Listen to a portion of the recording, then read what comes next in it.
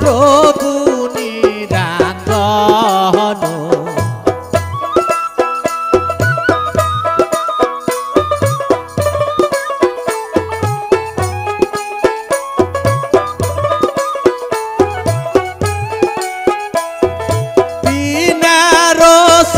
রহনে রইল আমার হাজারো সালাম গো হাই গো হাজারো সালাম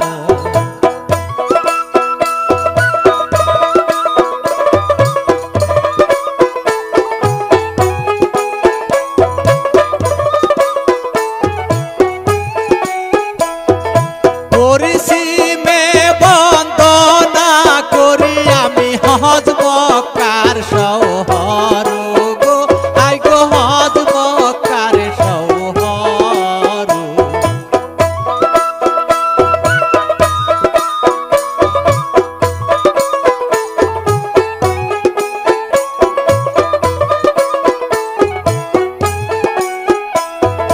সেই জায়গাতে পরে নামাজ মুমিন মুসলমান গো হাই গো যত হাজিগণ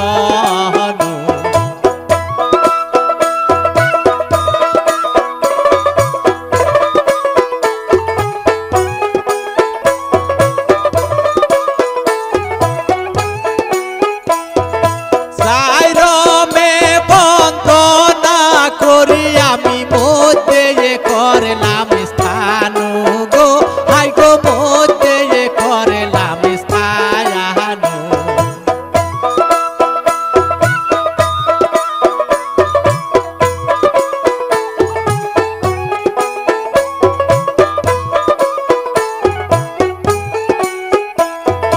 মন দিয়া শুনিবেন দর্জন রাজা নর হরির কীর্ষা গো রাজা নর হরির কীর্ষা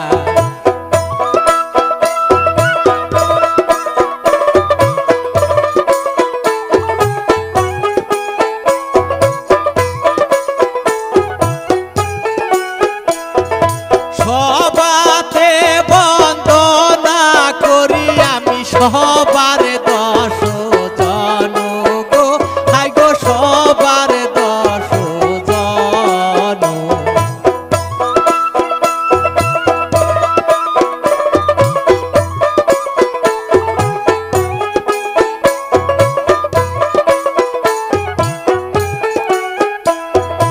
গর্জনার সরহনে রইল আমার হাজার বার সালাম গো হাই গো হাজার বার সালাম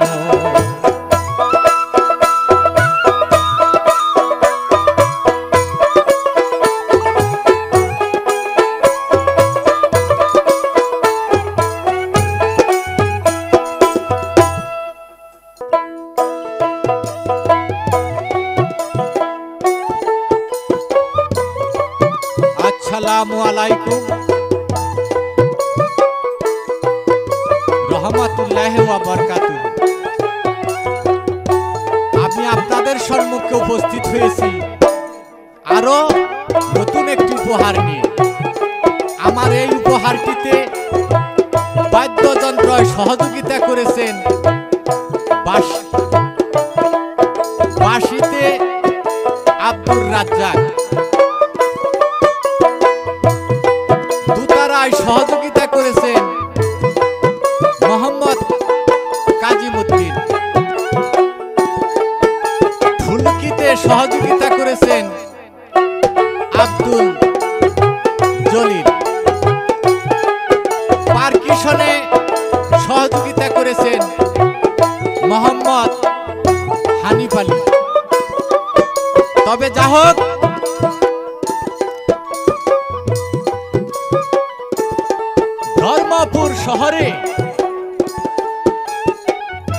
ধর্মপুর শহরে ছিলেন রাজা নরহরি কিন্তু সে রাজা নরহরির ঘরে একে একে হয়তো দুটি সন্তানের নাম রাখলেন গোপাল আর বিজুরি। তাই এমন সুখের রাজ্য সুখ শান্তিতে পরিচালনা করতেছেন। বাড়ির নিষ্ঠাবতী বিরাট বড় একটা গাছ ছিলেন। ওই গাছের মধ্যে কিন্তু বগা আর বগিতে দিছে বাসা। বাসা যখন দিছে তাই লক্ষ্য করে রানী দেখে যে হাইরে, আজকে আমরা তো মানুষ, আজকে কত সুন্দর করে পাকা দালান ঘর বাড়ি, কত ন্যাপ্তু শখের বিছানায় থাকি, আজকে বনের পশু বনের পাখি কি সুন্দর করে গাছের মধ্যে বাসা বানি পাততেছে। তাই লক্ষ্য করে প্রত্যেক দিন কিন্তু ওই রানী ওগুলা চাইছে দেখে। তাই হঠাৎ করে দেখে ওই বাসার মধ্যে দুইটা ডিম পারলো না, কিছুদিন ডিমগুলা দিতে দিতে দুইটা বাচ্চা পারলো। ওই বাচ্চা দুইটা যখন ফুইটা বাইরেলো তখন ওই বগা আর বগি দুজন ওই বিলের থেকে মাছ নাই না ওই বাচ্চাগুলারে খাওয়ায়। এইভাবে খাওয়াইতে খাওয়াইতে আস্তে আস্তে ডাঙ্গর দিগল হয়ে গেল। তাই একদিন ওই বগি পাখিটাই কি করছে, একটা পাগারের থেকে একটা ট্যাংরা মাছ কিন্তু আহার নিয়ে আইছে। ওই ট্যাংরা মাছটা বাচ্চার কাছাই না উগরিয়া যখন মানে সে বাচ্চার মুখে দিতে চায় আর দিতে পারে না, মানে দুই দিকে দুইটা কাটা লাগিয়া গেছে। আস্তে আস্তে বগিটা মারা গেল। তাই ঝুম ধরা বগিটা যখন জমিনে পড়ে গেল, ইতিমধ্যে বগা আইসা উপস্থিত হয়ে গেল। আইসা দেখে হায় হায় আমার বগি তো নাই। তাই বাচ্চা দুইটা শুধু আহারের জন্য চাতক পাখির মতো মানে পথের দিকে তাকিয়ে আছে। তাই বগায় যা কিছু আনলো ওগুলা কিন্তু বাচ্চারে দিল। এইভাবে বগা চিন্তা পড়ে গেল, হাইরে আজকে বগা বগি দুজন ছিলাম, কত কষ্ট করে বাচ্চাকে লালন পালন করলাম, আজকে বগি চইলা গেল, কেবার এই বাচ্চার জোগাল যত্ন করব। তাই উনি আর দেরি করলো না, আবার মানে সেই বিল বাওয়ারিতে চইলা গেল। তাই তাড়াতাড়ি করে হাফ ব্যাং যাই কিছু পায় ওই বাচ্চার জন্য নিয়ে আসে। এইভাবে খাওয়াইতে খাওয়াইতে হঠাৎ করে লক্ষ্য করে দেখে যে বিলে বগা নামে ওই বিলে আর একটা বগি আছে, কিন্তু ওই বগির বগা নাই। তাই বগি বলতাছে বগার ঠাই, শোনো বগা তোমারে জানাই, তুমি তো দেখি একা একাই বিলে আসো, আমারও তো কোনো বগা নাই। তাই তোমার সাথে বাসা বাঁধতে আমি তোমার কাছে জীবনটা কাটাইতে চাই, তোমার কাছে থাকতে চাই। যে না, বাজু বগির কোনো আমার দরকার নাই, আমার যেটা বগি ছিল সে দুনিয়ার থেকে চইলা গেছে, কিন্তু তোমার আর কোনো দরকার নাই। কয় না, ঠিক আছে তুমি আমাকে নিয়ে চলো। যে দেখো আমার বাসায় দুইটা বাচ্চা আছে, তুমি যদি তোমার সেই আপন সন্তানের মতো লালন পালন করো তাইলে আমি তোমাকে নিতে পারি। যে ঠিক আমি তাই করব, তবু আমি তোমার সাথে যাইতে চাই। যে হ্যাঁ তাহলে তুমি যাইতে পারো। ওই দিন থেকে কি করলো, ওই বগার একটা বগি নিয়ে আসলো। ওই যে রানী ওই দালানের থেকে বৈশা বৈশা সমস্ত ঘটনা দেখতেছে, হাইরে আজকে বগি মারা গেল, মাও মারা গেল, বগা কিন্তু আর একটা বগি নিয়ে আসলো, এখন বানাবার বাচ্চার কোন দুর্গতি ঘটায়। তাই লক্ষ্য করে দেখে বগা যখন চইলা গেছে এক বিলে, ওই বগি কিন্তু চইলা গেছে আরেক বিলে। বগি যখন আধার নিয়ে আইছে ওই বাচ্চাগুলা দেখে এক বগি ফুইলা তিন বগি হয়ে গেছে। হাইরে আজকে সতীন মারা গেছে, সতীনের খেতা রয়ে গেছে, কিন্তু এই বাচ্চার আমি রাখবো না, বাচ্চা দুনিয়ার থেকে তাড়িয়ে দিব। তাই ফুইলা এমন ঠুকর মারলো যে একটা একটা ঠুকর দেয় গিলু বাই করে ফাল দেয়, ওই বাচ্চাগুলা মইরা যায়, ঠুকর দেয় নিয়া নিয়া জমিনে ফালায়। এইভাবে একে একে দুইটা বাচ্চা যখন মারলো, ওইদিকে কিন্তু রানী কান্দা বুক বাসাবার শুরু করলো, হাইরে আজকে বগি চইলা গেছে, এইভাবে তো কিন্তু বাচ্চা দুইটা দুনিয়ার থেকে তাড়িয়ে দিল, এখন বা নেই বগার উপায় কি হবে। বগা যখন আইছে বগিরে জিজ্ঞাসা করতেছে, আচ্ছা বগি তুমি যে বৈশা রইছ আমার বাচ্চা কই? কয় আর কইও না, পেটের তাড়নায় ওই যে দেখো পইরা পইরা মাটিতে মারা গেছে, তাই তো আমি বাচ্চার জন্য কাঁদতেছি। কয় তাই না? যে হ্যাঁ। কয় তাইলে বাচ্চা যদি মারা গেছে আর তো আমার শোনা বাসার মধ্যে থাইকা কোনো দরকার নাই, চলো আমরা এই দেশ ছেড়ে অন্য দেশে যাই। বগার বগি চইলা গেল, ওই যে রানী যার যার কইরা কান্দা চোখের পানিতে বুক বাসাইবার শুরু করলো।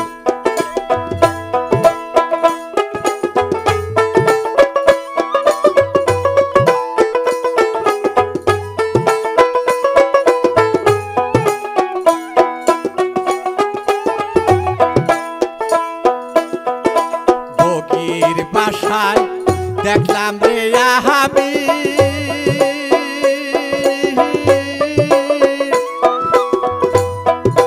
দেখলাম নয়ন হইল ভরিয়া দুইটি বাচ্চা মারলো রে বগি জমিনে ভালায় গো রাজা নর হরি রে।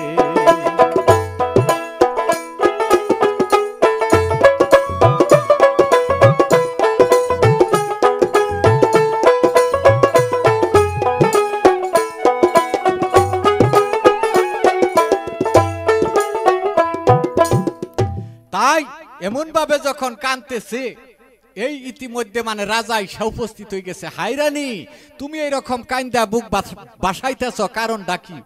কয় আর কইেন না স্বামী, আমি যা দেখছি আমি বোধহয় আর প্রাণে বাঁচবো না। কারণ আমার মনে যেটা বেদনা, আমি যে কেন কাঁদতেছি আপনি কি শুনতে চান? যে হ্যাঁ, তোমার মনের দুঃখ মনের বেদনা যদি আমার কাছে না বলো আমি কি করে জানবো, কি করে বুঝবো? তুমি একে একে সমস্ত ঘটনা আমার কাছে খুলে বলো। হে আমারে ঘরে দুইটি গো বাচ্চা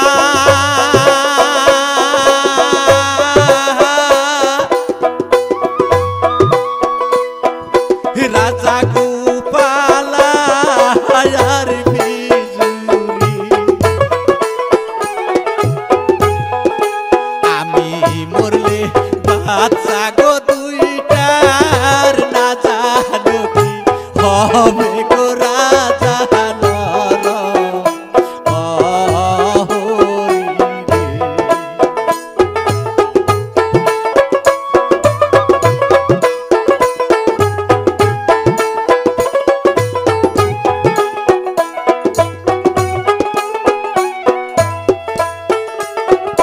কান্দো না কান্দো না গো রানী,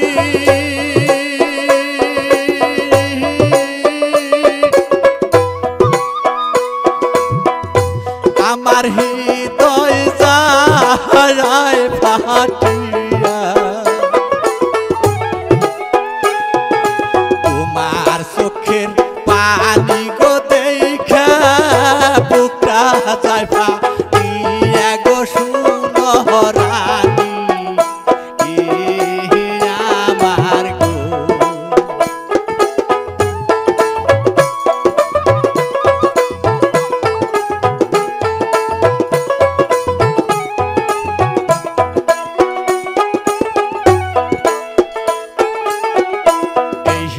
সত্য করেন গো স্বামী,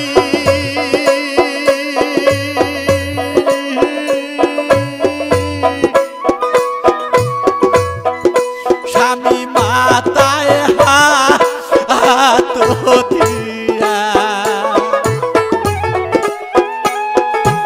আমি মরলে দ্বিতীয়বার গো না করিবেন বিয়া গো শুনেন স্বামী আমার গো।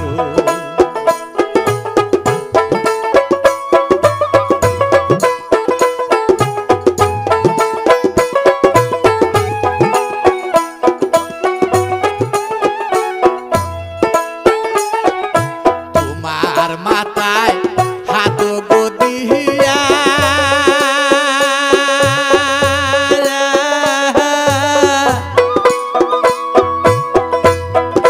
রানী আদা যাহাই করিয়া, তুমি মরলে দ্বিতীয়বার গো না করিব বিয়া গো শুনো রানী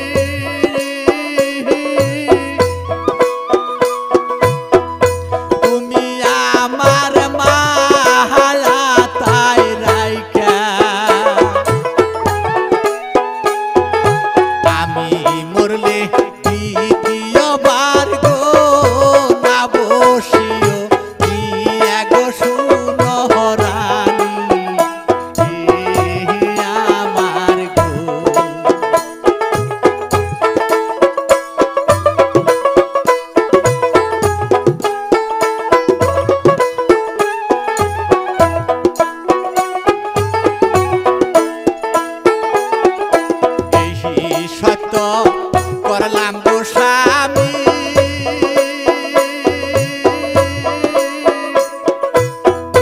তোমার মাথায় হাত দিয়া তুমি মরলে দ্বিতীয় মার কথা বসিব দিয়া গো শুনেন স্বামী আমার গো।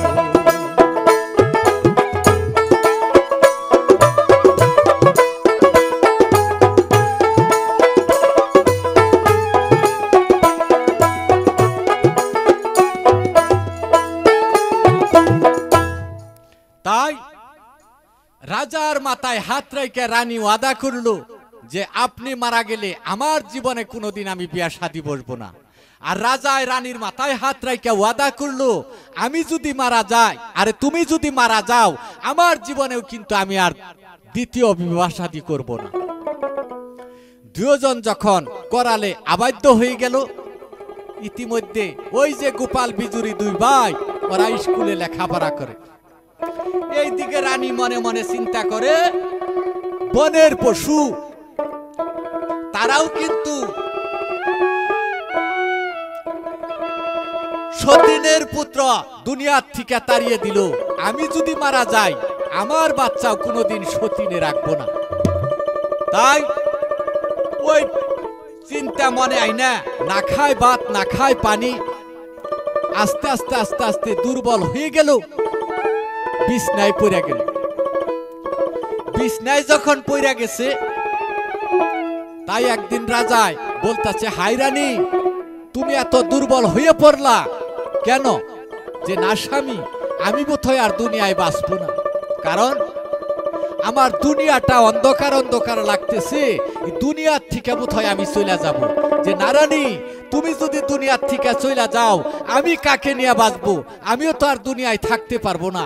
যে না আগে আল্লাহ পরে এই যে আমার দুইটা বাচ্চা গোপাল আর বিজুরি স্কুলে চলে গেছে, আজকে আপনার হাওলা করে দিলাম আপনি ওকে লালন পালন করবেন আর আমার মাথায় হাত রেখে যে আপনি ওয়াদা করছেন কিন্তু দ্বিতীয়বার আর কোনোদিন বিয়া শাদী করতে পারবেন না, এই বাচ্চা দুইটা নিয়েই আপনার সারা জীবন কাটাইতে হবে, এইটা কিন্তু আমার মাথায় হাত রেখে আবার ওয়াদা করেন।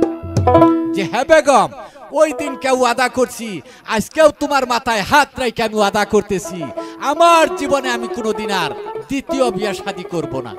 বেশ খুশি হইলাম, তাহলে স্বামী এক কাজ করেন তাড়াতাড়ি করে আমাকে ধরেন আমার মুখে এক চামচ পানি দেন, কারণ আমি দুনিয়ার থেকে চির বিদায় নিতেছি। তাই থাপা দে ধরলো সাপটা কুলে নিয়া যখন এক চামচ পানি মুখের মধ্যে দিল আস্তে করে কিন্তু সে রানী দুনিয়ার থেকে বিদায় নিল। রানী যখন দুনিয়ার থেকে বিদায় নিল রাজায় চোখের পানিতে বুক বাসাইবার শুরু করলো, হায় রে এখন আর আমি কাকে নিয়ে বাঁচবো, দুনিয়ায় আর আমার কেউ রইল না।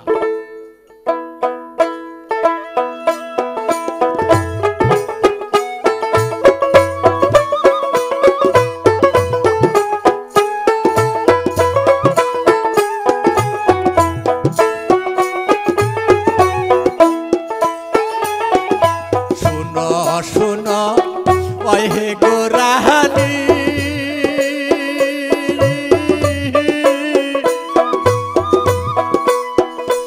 আমি তোমার যাই কোলা জন্মের মতো খেলা গো তুমি গো শুনো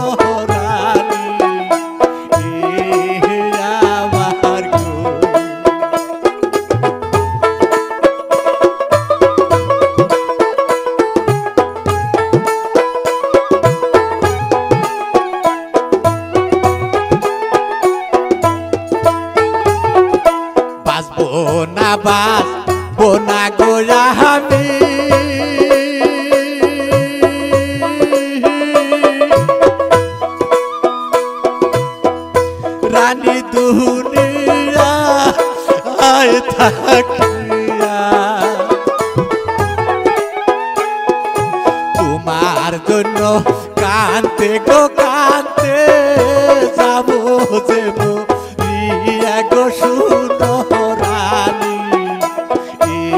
এ আমার গো।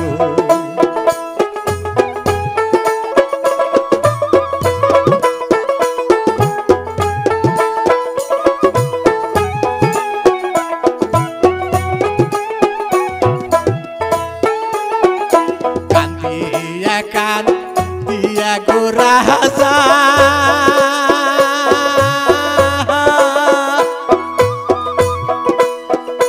দেখেন মাটিতে করালো এমন সময় দুইটি গো বাচ্চা আসিয়া বউ যায় গো শুনেন সবাই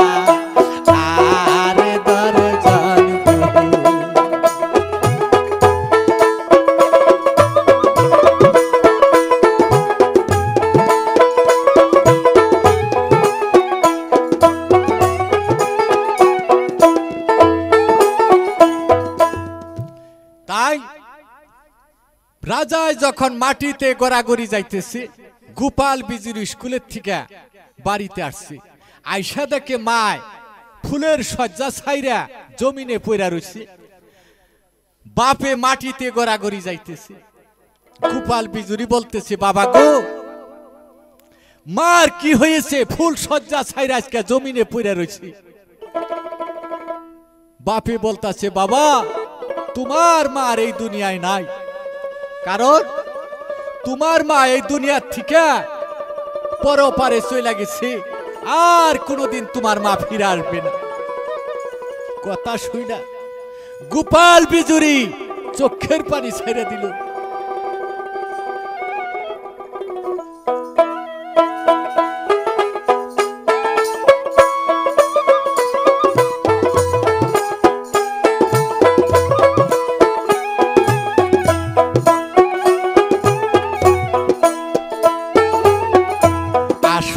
দিন দেখিবা গো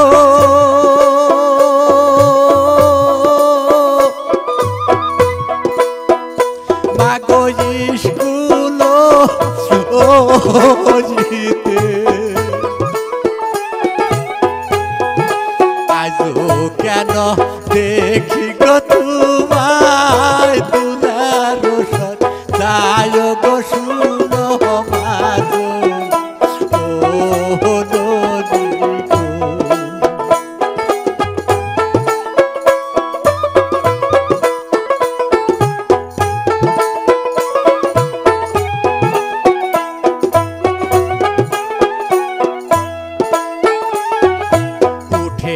উঠেন বাজো গো নহনি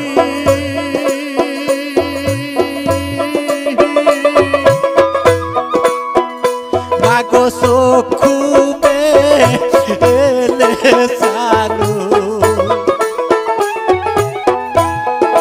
গোপালার বিজুরি গো ডাকে চোখ ফেলিয়া সাহানো গো শুনে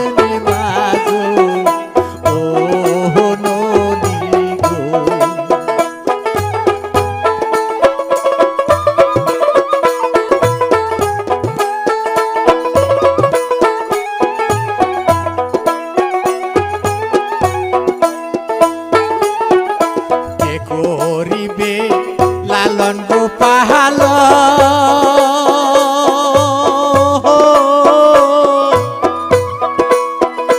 মাগো কে লইবে কুলে আর নাডা কি ব্যাগ মাগো পুত্র পুত্র বইলা গো শুনো মাগো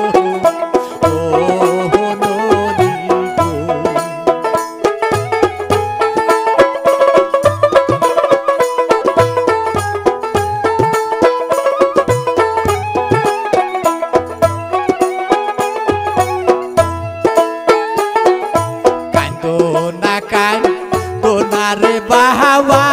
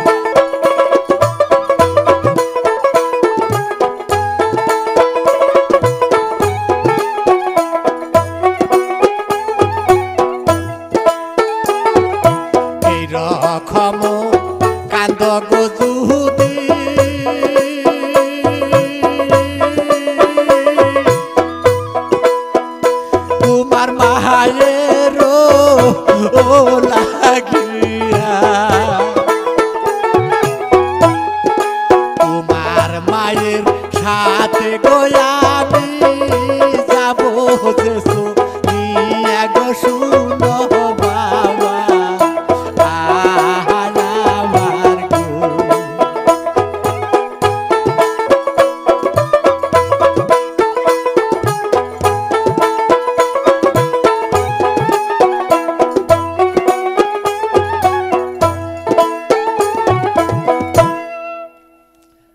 রাজাই বলতাছি দেখো বাবা তোমার মার জন্য যদি এরকম কান্দাকাটি করো তোমার মার সাথে আমিও কিন্তু এই দুনিয়ার থেকে চলে যাব।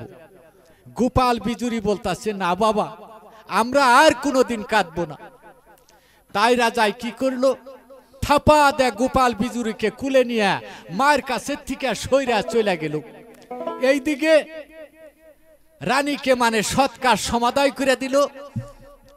ওই দুই ছেলে নিয়ে রাজাই খুব চিন্তায় পড়ে গেল হাইরে আজকে রানী চলে গেল মাসুম দুইটা বাচ্চা আমি কিভাবে লালন পালন করি কিভাবে আমি এই রাজ্য পরিচালনা করি।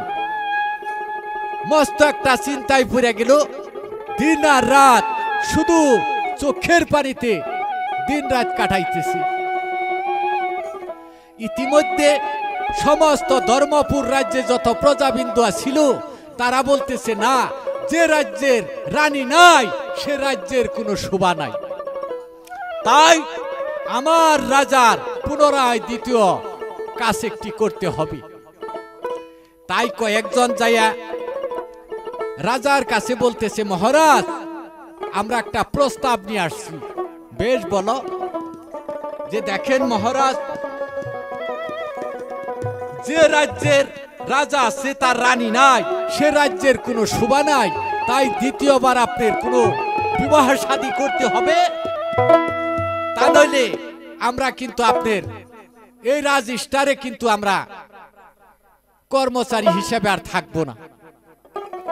যে দেখো তোমরা যদি কেউ না থাকো তবু কিন্তু আমার তৃতীয় বিবাহ শাদী করবার মতো সক্ষম নাই, কারণ আমি রানীর মাথায় হাত রেখে ওয়াদা করছি। বেশ আপনি রানীর মাথায় হাত রেখে ওয়াদা করছেন, আপনার ওয়াদা নিয়ে আপনি বসে থাকেন। আপনার এই রাজ্য ছাইরা সমস্ত প্রজাবিন্দু আমরা অন্য কোথায় যাব, আপনার রাজস্টারে আর থাকবো না, কারণ আপনি যদি দ্বিতীয়বার বিয়ে শাদী না করেন। এই কথা শুনে রাজাই চিন্তা পড়ে গেল, হাইরে আজকে রানীর ওয়াদা জুর রাখতে গেলে সমস্ত ধর্মপুর রাজ্য আমার শোষণে পরিণত হবে, সমস্ত প্রজাবিন্দুগণ তো আজকে আমার উপরে মন ক্ষুণ্ণ হইতেছে, আমি এখন কি করি? তখন বলতেছে রাখো তোমরা, আমাকে একটা দ্বিতীয় কাজ করাইতে পারো, কিন্তু একটা শর্ত আছে। কি শর্ত? যে সুচরিত্র কলঙ্কহীন পরিণীত পাত্রী যদি কোথায় থাকে তার একটা ব্যবস্থা করতে পারো। ওই লোকের মাঝখানে থেকে একজনে বলতাছে, হ্যাঁ মহারাজ, শ্রীরামপুর নগরে শ্রীরাম রাজার একমাত্র কন্যা চিত্রহার, সে সুচরিত্র কলঙ্কহীন পরিণীত পাত্রী, যেমন তার জ্ঞান বুদ্ধি, মানে চন্দ্রের গায়ে কালো দাগ থাকতে পারে, কিন্তু ওই চিত্রহার কন্যার গায়ে কোনো দাগ থাকতে পারে না। কয় তাই না? যে হ্যাঁ, যে তাই যদি হয় তাইলে আমি প্রস্তাবে রাজি আছি, কারণ অমন একটা রানী যদি আমার রাজ্যে আসে তাহলে কি জানি সুখ শান্তিতে আমার ছেলে দুইটা দুনিয়ায় বাঁচতে পারবো। বেশ তাই হবে। যে ঠিক আছে যাও। তখন কয়েকজন লোক সেই শ্রীরামপুর নগর শ্রীরাম রাজার বাড়িতে যায় ওই বিয়ার প্রস্তাব জানাইছে যে আমার ধর্মপুর রাজ্যের রানী মারা গেছে, কিন্তু সেই ধর্মপুর রাজ্যের ধর্মরাজের দ্বিতীয় বিয়ে শাদীর জন্য আপনার বাড়িতে আসছি, তবে আপনার মেয়ে যে চিত্রহার কন্যা আছে যদি দয়া করে বিয়া দেন তাইলে দিতে পারেন। যে হ্যাঁ, দ্বিতীয় কাম এইটা কিন্তু আমি প্রস্তাবে রাজি হইতে পারি না, কারণ স্বয়ং আমার মেয়ের কাছে জানতে হবে।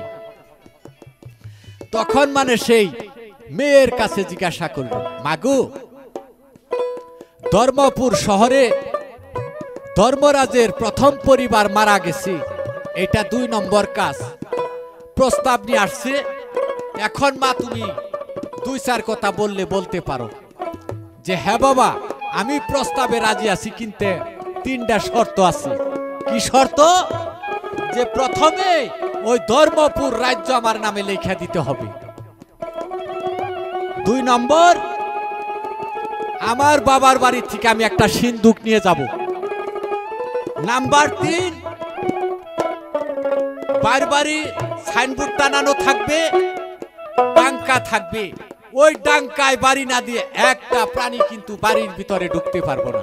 এই 3টা শর্ত যদি মাইনা নাই তাইলে আমি প্রস্তাবে রাজি আছি। তখন বলতেছে হ্যাঁ ঠিক আছে, আমরা রাজাকে জানাবো, এই 3টা শর্ত যদি রাজায় মাইনা নেয় তাইলে আমরা বিয়ার দিন তারিখ দিয়ে যাব। তাই ওই লোকজন যা কি করলো, পুনরায় রাজার কাছে বলতেছে মহারাজ আপনার প্রস্তাবে রাজি, কিন্তু 3টা শর্ত।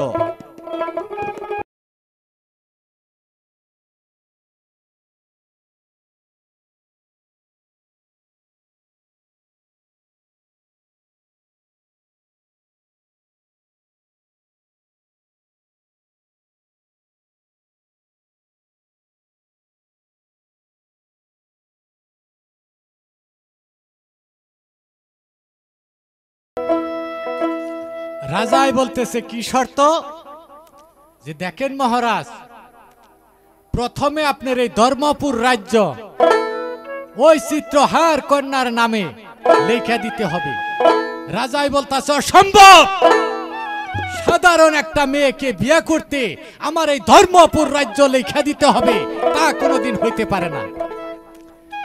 প্রজাবিন্দুগণা বলতাছে দেখেন মহারাজ, শুধুমাত্র কন্যার নামে থাকবে, ধর্মপুর রাজ্য মাথায় করে ওই কন্যায় কিন্তু নিয়ে যাবে না, শুধুমাত্র কন্যার নাম থাকবে। যে হ্যাঁ ঠিক আছে, তোমাদের যা ভালো বিবেচনা হয় তোমরা তাই করতে পারো। 2 নম্বর শর্ত? যে হ্যাঁ বলছি।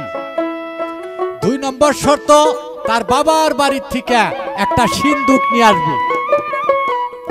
বেশ, প্রথমে রাজ্য লেখা দিতে হবে, 2 নম্বরে বাবার বাড়ির থেকে সিন্দুক নিয়ে আসবে। আচ্ছা 3 নম্বর শর্ত? যে 3 নম্বর শর্তে আপনার বাইর বাড়িতে সাইনবোর্ড লেখা থাকবে, ওখানে ডাঙ্কা টানানো থাকবে, ওই ডাঙ্কায় বাড়ি না দিয়ে একটা প্রাণী কিন্তু বাড়িতে ঢুকতে পারবে না। যদি বিনা কৈফতে ডাঙ্কায় বাড়ি না দিয়ে বাড়িতে উঠে, বিনা কৈফতে তার 6 মাস পর্যন্ত জেল হইতে পারে। যে হ্যাঁ প্রথমে রাজ্য লেখা দিতে হবে, বাবার বাড়ির থেকে সিন্দুক আনবে, তারপরে সাইনবোর্ড থাকবে, ডাঙ্কায় বাড়ি না দিয়া বাড়িতে ঢুকতে পারবে না। নিশ্চয় এই জায়গায় কোনো রহস্যজনক কথা আছে। যে দেখেন মহারাজ, আপনি যত যাই কিছু ভাবেন না কেন, এখানে কন্যা কিন্তু সুন্দর কথা বলছে।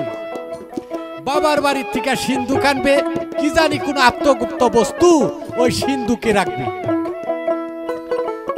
হয়তো বাড়ির ভিতরে মাথার কাপড় বা গায়ের কাপড় থাকবে না, তার জন্য সতর্ক করে দিতে বলছে, ডাঙ্কায় বাড়ি দিতে বলছে। এটা অসম্ভব কোন জায়গায়, সপ্তকন্যা সম্ভবের ভিতরেই বলছে। বেশ, তোমাদের যা ভালো বিবেচনা হয় তাই করো, কিন্তু আমি আর কিছুই বলতে পারবো না। যে তাহলে আমরা বিয়ার দিন তারিখ দিব, আপনি অনুমতি দেন। তখন মানে রাজায় দিন তারিখ দেইকা একটা তারিখ দিয়া দিল। ওই 2 জন লোক যে তখন সেই শ্রীরামপুর রাজার বাড়িতে যে ওই বিয়ার দিন তারিখটা দিয়ে আসলো, যে আমরা অমুক দিন কিন্তু ধর্মপুর শহরের রাজা নরহরিকে বিয়ার বরযাত্রী নিয়ে আমরা উপস্থিত হব, আপনারা বিয়ার সজ্জে রেডি থাকেন। তাই ওইভাবে যখন মানে কথাবার্তা দিল, এইদিকে মানে বিয়ার দিন তারিখ দেখ দেখ করে আইসা পড়ল। তাই রাজা নরহরিকে বিয়ার সজ্জে সাজিয়া তখন মানে সে ধর্মপুর রাজ্যে রওনা করল। এমন ভাবে যাইতেছে 80,000 বাদ্যযন্ত্র বাজিয়া বিয়ার বরযাত্রী যাইতেছে।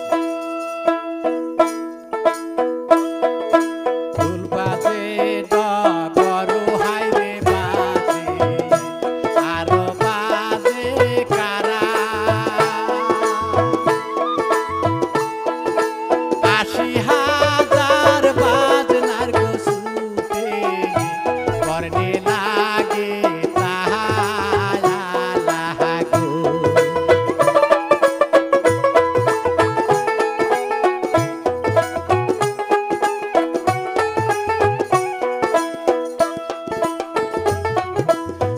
বাজে ডগরু হাইরে বাজে আরো বাজে কারা ৮০,০০০ বাজনার গো ছুটে কর্ণে লাগে তাহারা লাগো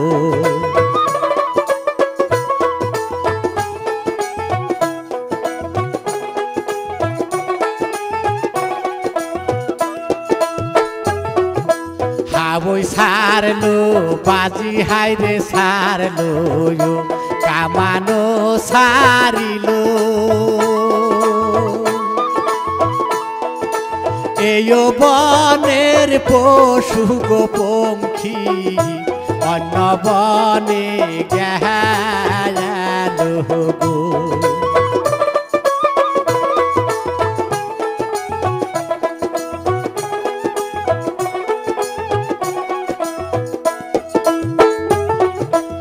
একদিন দুই হাইরে দিন তিন দিন গেল ৪ দিনের রাস্তা গো যায় উপনীত হইল গো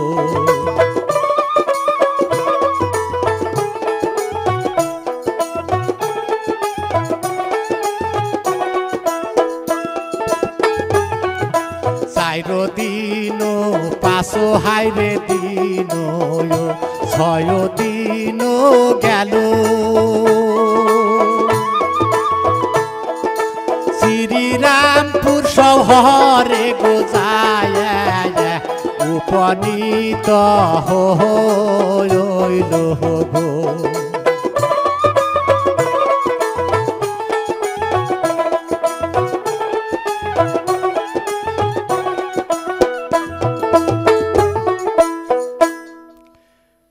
রাজাই বলতেছে সর্বনাশ এই যে আমার অনুমান হইতাছে পশ্চিম দেশটা বোধহয় ভূমিকম্প এটাই বাইতেছে কারণ এই যে শব্দ পাইয়া দেখা যায় বনের পশু পঙ্খী নাগে জানি তারা উইরা নদীকে মেলা করছে মেয়ারে বলতাছে মাগো তুমি তাড়াতাড়ি করে টালি টুপলা বান্ধ কারণ এই দেশ ছেড়ে যাওয়ান লাগবো গা মেয়াই বলতাছে বাবা তো আমার পাগল হয়ে গেছে কারণ এই যে কতটা দিন ধরে লোকজন আইতেছে আমার বিয়ার দিন তারিখ এই তারিখ মতে তো আমার বিয়ার বর আইতেছে বাবাই তো এই কথাটাই বুঝতেছে না বলতেছে বাবা তুমি যেটা ভাবছো এটা সেটা না কারণ এটা আমার বিয়ার বর যাত্রী আইতেছে কয় তাই না যে হ্যাঁ কয় তাইলে আর দেরি করো না তাড়াতাড়ি করে হামদুম লাগিয়ে দাও আর আমার মেয়ে চিত্রহার কন্যাকে তোমরা সাজান কাজানের ব্যবস্থা করো তখন মানে পঞ্চদাসী সাথে নিয়ে এই তো মানে সে কন্যাকে মানে সাজান কাজান আরম্ভ করলো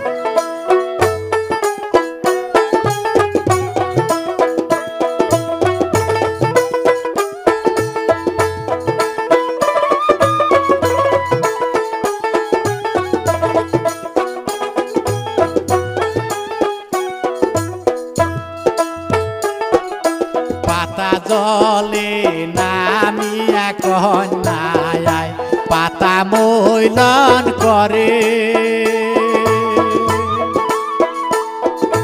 গিরু জলে নাই মেঘ কন্যায় গিরু মৈলন করে গো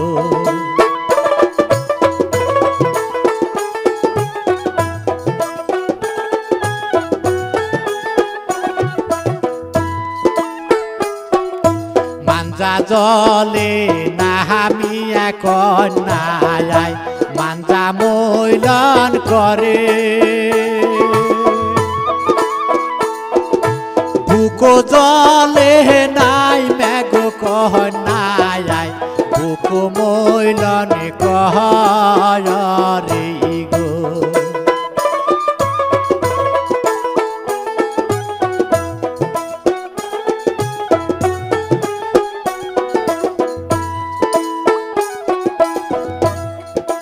গলা জলে নামিয়া কন্যায় গলা মৈলন করে চান্দি জলে নাই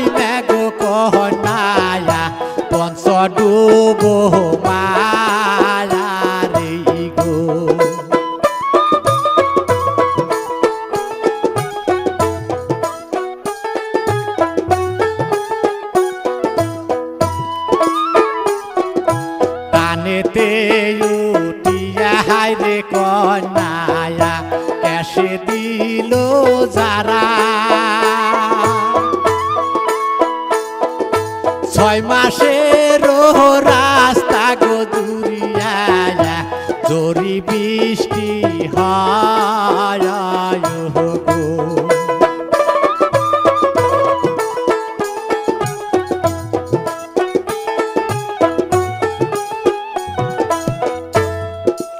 তাই টানে উঠা যখন কন্যা কেরজারা দিল 6 মাসের রাস্তা জুড়িয়া কিন্তু জরি বৃষ্টি হয়ে গেল। কন্যার মাথায় কিন্তু এমন বড় বড় চুল ছিল।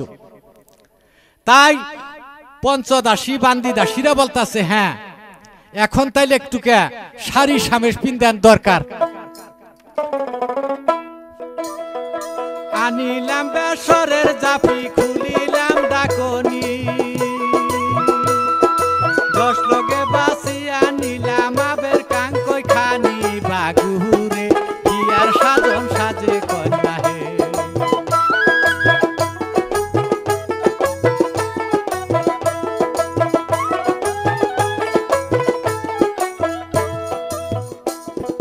দাদিয়ে বান্ধিল খুপা খুপা হইল আরি, খুপার উপর তুইলা দিলাম নরহরির বাড়ি, বাগুরে বিয়ার সাজন সাজে কন্যা হে।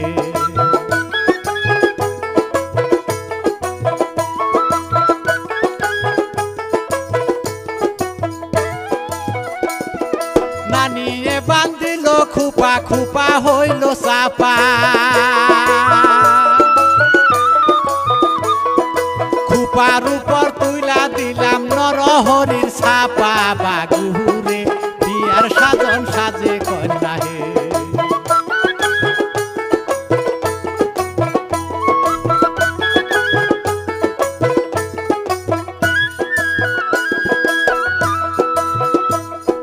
ফুবুয়ে বান্ধিল খুপা খুপা হইল ডি,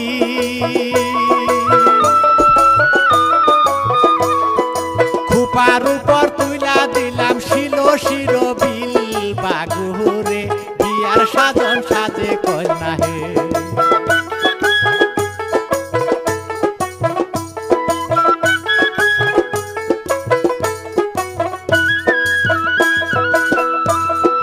খালায়ও বান্ধিল খুপা খুপা হইল ডিয়া,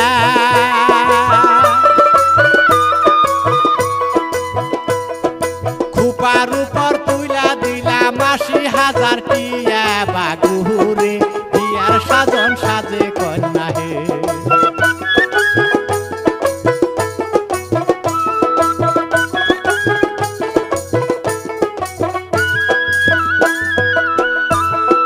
সাজিয়া কাজিয়া কন্যা মুখে দিল পা,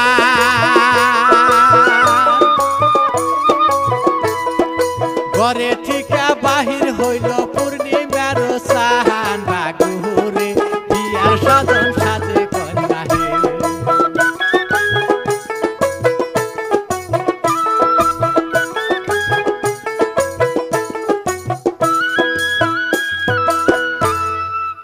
যা হোক এইভাবে যখন সাজিয়া কাজিয়া রেডি করলো, তখন মানে ওই কন্যার বিবাহ বন্ধন হয়ে গেল। বিবাহ বন্ধন যখন হয়ে গেছে, তখন বিয়ার বরযাত্রী তখন সেই ধর্মপুর শহরে রওনা করলেন। কিন্তু লক্ষ্য করে দেখে মস্তবাড়ি এক সেন্দুক চাকা লাগানো আছে, এই তো মানে টাইনা নিয়ে রওনা করল। তাই মারমার করে বিয়ার বর ধর্মপুর শহরে যখন উপস্থিত হয়ে গেল, আন্দর বাড়িতে সিন্দুক নিয়ে গেল, বাইর বাড়িতে ডাঙ্কা টানিয়ে দিল, সাইনবোর্ডে লেখা দিল। তাই এইভাবে কিছুদিন যখন চইলা গেল, ওই কন্যা রাজার সাথে মন মিল মহব্বতে চলতেছে। রাজায় কিন্তু 2 ছেলে গোপাল আর বিজুরিকে ওই বেগমের হাতে তুলা দিল, রানীর হাতে তুলা দিল। দেখো ওর মাও নাই, আজকের থেকে তুমি ওদের মাও। যে ঠিক আছে স্বামী গো, আপনি চিন্তা করবেন না, আমার পেটেও যদি হইতো আমি তো লালন পালন করতাম, আমি ওই রকমই লালন পালন করব। তাই এইভাবে যখন কিছুদিন চইলা গেল, রাজার সাথে রানী এমন মিল মহব্বত দেখাইতেছে, ছেলেকে লালন পালন করতেছে, কুলে বসিয়ে রাখে, এমনকি মায় তুইলা খাওয়াইতেছে। রাজায় ভুলা গেল যে না আপন মাই এরকম করে লালন পালন করত, হয়তো আমার ছেলের আপন মা পাইছে আর কোনো দুঃখ কষ্ট হবে না। তাই ওই যে বাবার বাড়ির থেকে সেন্দুক নিয়ে আইছে, সেন্দুকের ভিতরে কিন্তু মস্ত বড় রহস্যজনক কথা আছে। ওই সেন্দুকের ভিতরে নিয়ে আইছে একটা মানে উপস্বামী, ওই দিন রাত রাজার সাথে কাটাইতেছে, সেন্দুকের ভিতরে কিন্তু জইলা ফুইরা মরতাছে। হাইরে এই যে রানী গেল আমার সেন্দুকের ভিতরে আটকিয়া থুইয়া, আর তো আমার খবর নয় না, যদি পাইতাম বাইরিয়া কিন্তু আর গুয়ার ছাল আমি উঠিয়ে দিতাম।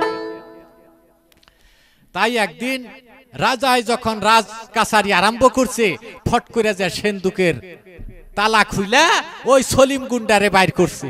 কই শালা চুত মারানির মাগি, তুই যে আমার তালা মাইরা সেন্দুকের আইকা রাজার নগে নেটি বেটি করতাছ, আমার খবর কি রাখছ? কই কৌতু তুমি তো না বুঝছেন না গাল করো। এই যে আমার নতুন নতুন বিয়ে হইলো, রাজারেও তো আমার বুঝ দেওয়ান লাগে, খালি যে তুমি পাগলামি করো, তোমার পাগলামি মতে তো চলবো না। কিছুদিন ধৈর্য ধরো, তোমার তো আটকিয়ে রাখছি, তোমার খবর তো আর কেউ জানে না, চুপে চাপে আইসা তোমার সাথে দেখা করো। কয় তাইলে গুণ গুণ আইও, দেরি জানি হয় না। কয় না তা হমনি, কয় না আমি এইভাবে আর থাকতেই পারুম না। তাইলে তোমরা বলে মেয়া চাইলা মানুষ, তোমার কাছে 16টা কলা আছে, তার এক কলা দেখেই দাও না কে? কয় দূর কলা আবার কারে কয় না তো আমি বুঝি না। কয় না তা তুমি বুঝবা কে? তোমার নাক দেয়া দুধ গলে তুমি কলা বুঝবা কে? তুমি রাজার কুলে বইয়া বইয়া কও গাহারে আমার পেটের স্বামী গো, আমার যেটা হরিণের মাংস খাইবার মন হইছে, হরিণের মাংস না দিলে আমি বাঁচুমি না। মুখের মধ্যে চুমা টুমা খাওগা আর মানে ঠুকনা ঠাকনি দিবার কইবে, মনটা গইলা যাইব, হরিণ শিকারে চইলা যাইব, এইদিকে বাড়িটা ফাঁকা হইয়া যাইব, তখন তুমি আর আমি আর তুমি। কয় তাইলে তো হাসা কথা কইছ, এই বুদ্ধিটাই তো আমার মাথায় খেলে নাই। কয় তাইলে তোমার নগে 16 কলা আর আমার কাছে আছে 14 সালা বুদ্ধি, তারির এক কোনা খহিয়া একটুকে দিয়া দিছি, যাও তুমি তাড়াতাড়ি করে রাজারে বাগাও। তখন হাসাই করে ওই সলিম গুন্ডার যুক্তি হই না, ও আর করে নাই দেরি, রাজার কাছে চইলা গেছে তাড়াতাড়ি।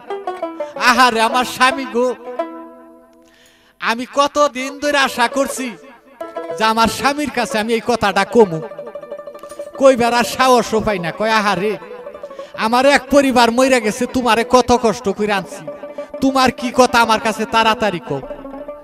কয় না কমু বান কি, আমার যেটা খুব হরিণের মাংস খাইবার ইচ্ছা হয়েছে, তুমি যদি স্বামী আমার এইটা না খাওয়াও আমি কোথায় প্রাণেই বাঁচবো না। কয় তাই না? যে হ্যাঁ। কয় ঠিক আছে, আহারে তুমি হরিণের মাংস খাইবা, ঠিক আছে আমি কালকেই চলে যাইতাছি। এই তো মানে সিপাই সৈন্যগণ রেডি কইরা তখন বলতাছে তাড়াতাড়ি কইরা শিকারের ব্যবস্থা করো, তীরগুলি কামান বন্দুক নিয়ে। আর গোপাল বিজুরিরে বলতাছে বাবা গোপাল আর বিজুরি, এই যে বাইর বাড়িতে বাংলা আছে, তোমরা খেলাধুলা করবে, আন্দরে যখন যাইতে হয় এই ডাঙ্কায় বাড়ি দিবা, আন্দরে যে তোমার মায়ের কাছে খাইবার চাইবা, নিশ্চয় তোমার মায় খাইবার দিব। কয় তাই না? যে হ্যাঁ ঠিক আছে। রাজা যখন হরিণ শিকারে চলে গেল, এইদিকে গোপাল আর বিজুরি বাইর বাড়িতে খেলাধুলা করবার শুরু করল। কিন্তু হাতে আসিল একটা ময়না পাখি, ওই পাখিটা বুরুত করে ছুইটা গেল, বাড়ির ভিতরে চইলা গেল। তাই বিজুরি ভাইয়ের কাছে কানবার শুরু করলো, ভাই গো এখন আমার উপায়, আমার তো পাখি চইলা গেল। তাই গোপাল বলতাছে কোন দিকে গেছে তুমি আমার কাছে বইলা দাও।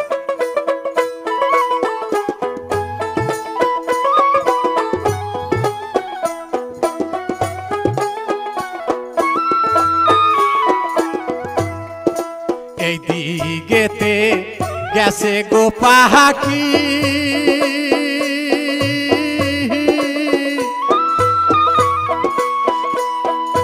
দাদা মায়ের ও মন্দিরে,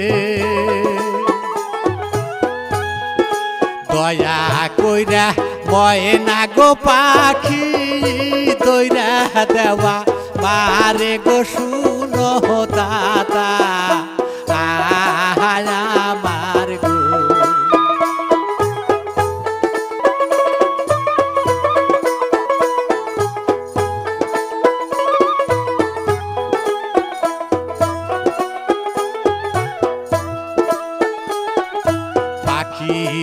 বা লাশে গো দুইবা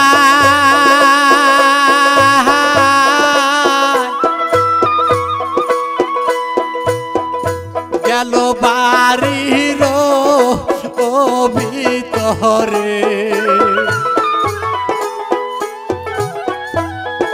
সরাসরি চইলা গো গেল মায়ের মন ধীরে গো শুনো সবা আরে দরজন গো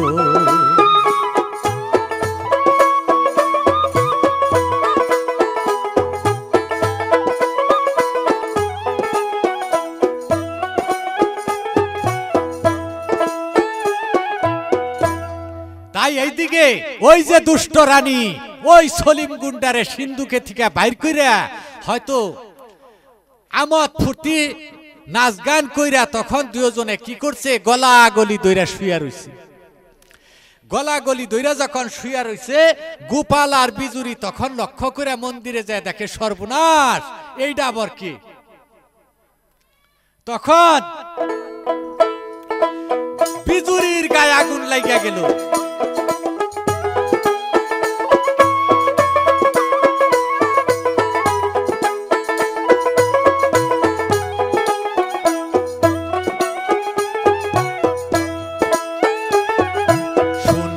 শোনো ওই হে গো দাদা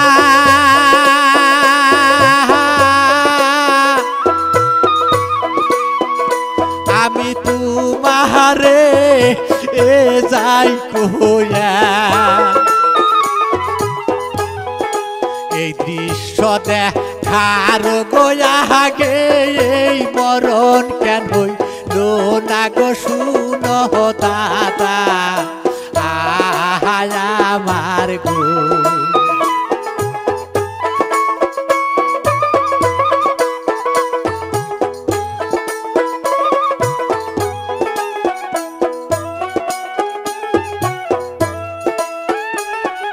বাবা আমার চইলা গো গেছে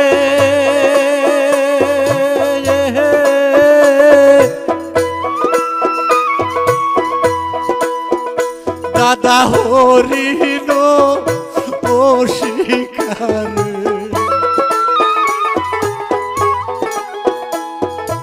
এইটা আবার কেমন গো বাবা ঘরে রইছে শুয়া গো শুনো দাদা আমার গো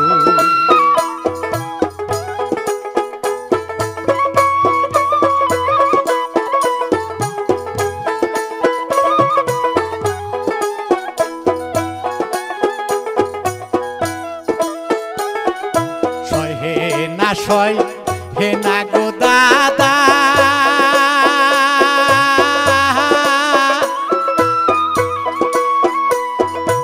আমার সয় হে না পরাণে মনে বলে একটু গো কুবে দেও বলি দিয়া গো শুনো দাদা আমার গো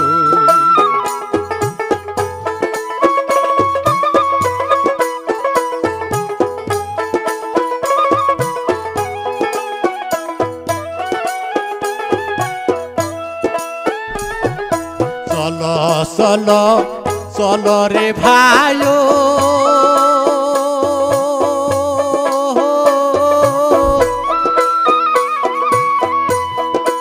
আমরা যাইও গো ও পালায়া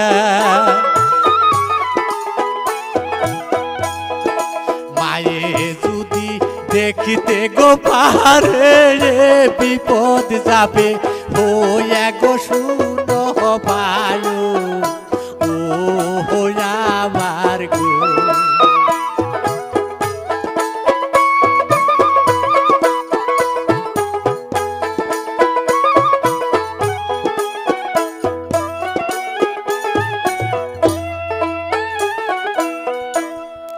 তাই গোপাল বলতাছে না ভাই বিজুরি তাড়াতাড়ি চলো মায় যদি দেখতে পারে তাইলে আমরা আর জীবনে বাঁচবো না বিজুরি বলতাছে হ্যাঁ ভাই যাবো তো ঠিকই, এই যে দুই শয়তান, শয়তান আর শয়তানি হয়তো বেবস্ত্র অবস্থায় শুয়ে রয়েছে, আমাদের গায়ে যে গোপাল বিজুরি নামে রুমাল আছে, চলো আমরা এগুলা আব্রুগুলা ডাইকা দিয়ে থুয়া যাই, যে হ্যাঁ ঠিক আছে তা করতে পারো।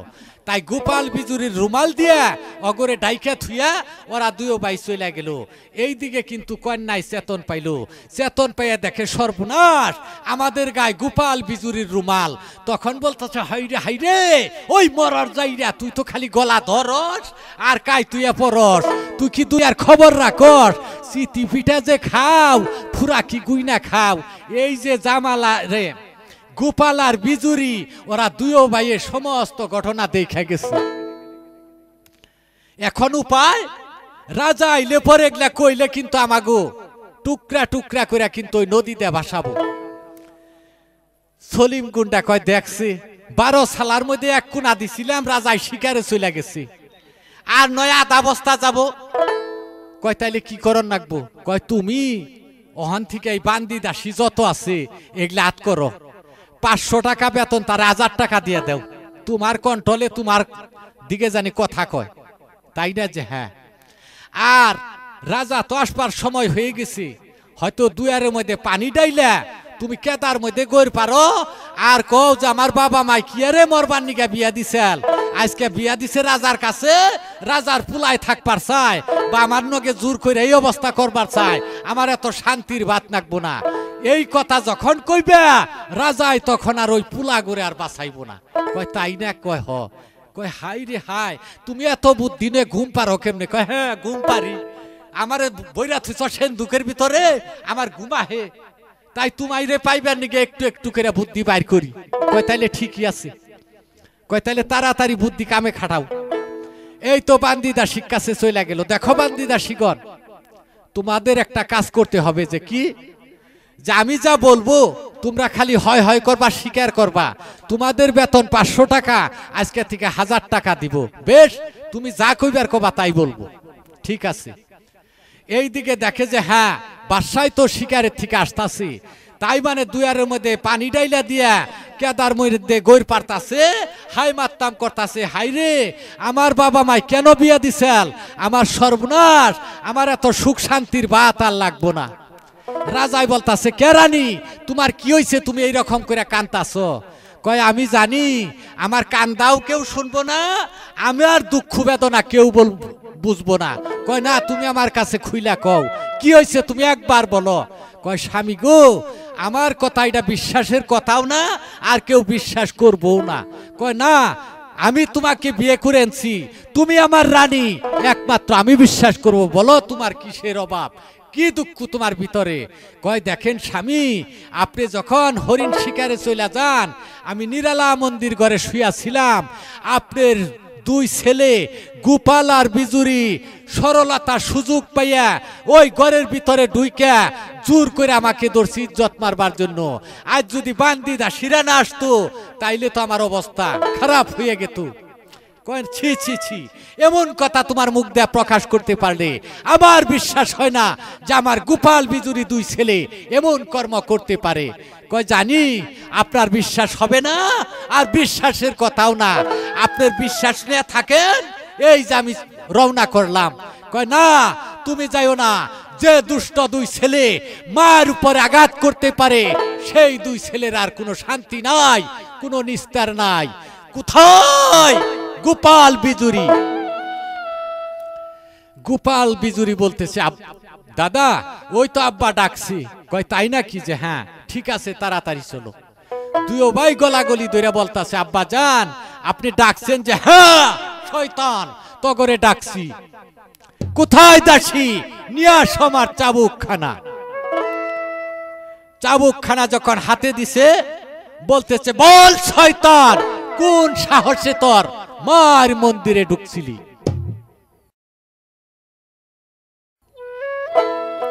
বলতেছে না বাবা যাই নাই, যে যাস নাই, মর শয়তান।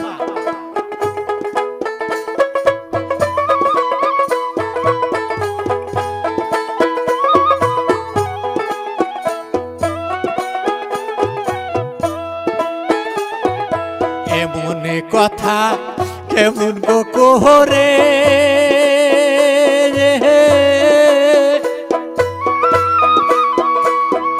বাবা বলিলে আমার এই কথা শুনার গোয়াগে এই মরণ কেন হইল না গো শুনে না পা জানু গো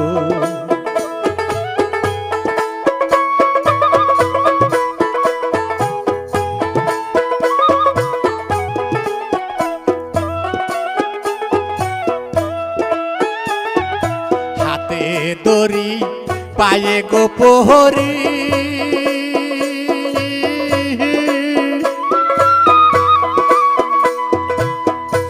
আবা মেরো না আমার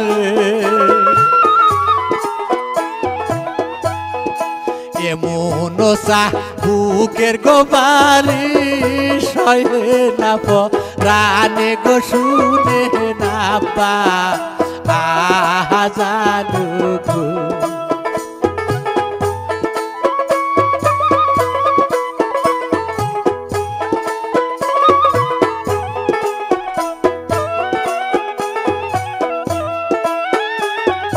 কান্দিয়া কান দিয়া রে দুইবার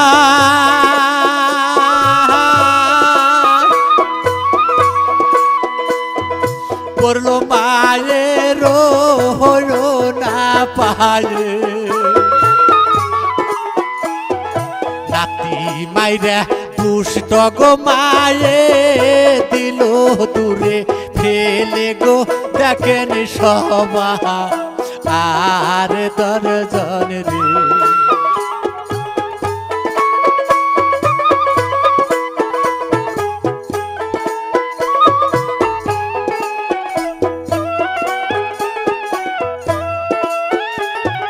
কান্দিয়া কান দিয়া রে দুইবার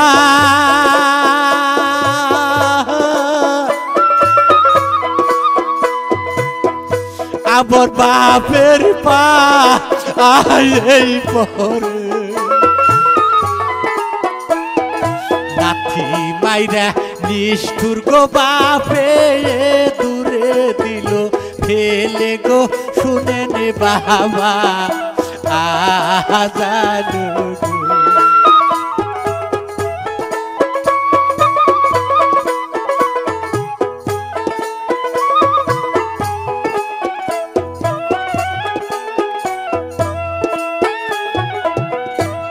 তাই কান্দা কান্দা মায়ের পায়ে পড়তেছে, মায়ের লাথি মাইরা দূরে দিতেছে, বাপের পায়ে পড়তেছে, বাপের লাথি মাইরা দূরে দিতেছে। তাই মনে মনে রাজাই চিন্তা করে, হাইরে আমার একমাত্র দুই গোপাল বিজুরি দুইটা ছেলে, রানী বারবার বলছিল আপনি দ্বিতীয়বার কোনো কাজ কাম করবেন না, কেন আমি করলাম? রানীর কথা মনে হইয়া যখন দুই চোখের পানি ফেলাইছে, ওই দুষ্ট শয়তানি রাজারে ছিট্টানি মাইরা বলতেছে, বেশ এই দুষ্ট ছেলের জন্য দেখছি আপনার চোখে পানি, বেশ আপনার ছেলে নিয়ে আপনি থাকেন, এই তো আমি রওনা করলাম আমার বাবার বাড়িতে। যে না যাইও না।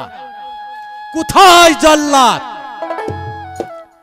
জল্লাদ আসা বলতাছে, রাজা মশাই আমাকে ডাকছেন যে হ্যাঁ এই দুষ্ট দুই শয়তান, দুষ্ট দুই ছেলের লোহার চিরিংখল পরিয়া ওই বৈদ্য ভূমিতে টুকরা টুকরা কইরা তপ্ত রক্ত এই মুহূর্তে হাজির করবা, কারণ দুষ্ট ছেলের রক্ত দিয়া স্নান কইরা আমার প্রাণ শীতল করতে চাই।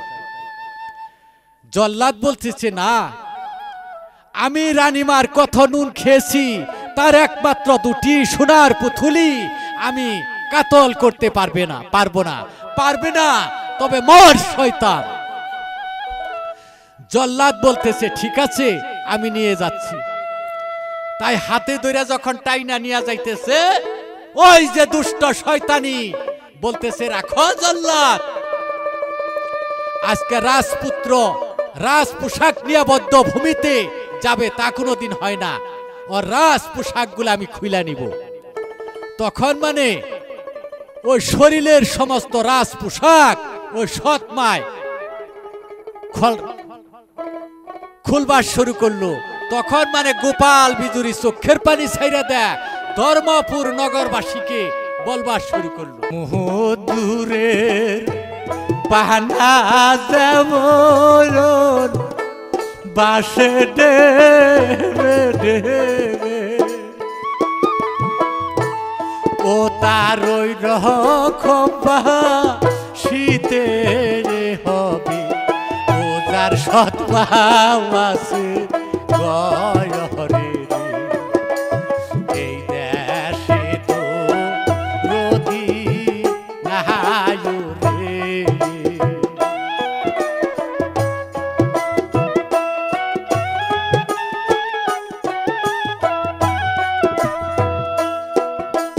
চিনলি না রে নিষ্ঠুর পিঠারা নিরলায় বসিয়া, ও তোর একদিন কান দিতে হবে, তোমার পুত্র পুত্র ওই হইলা রে, এই দেশে তো রতি নাই রে রে।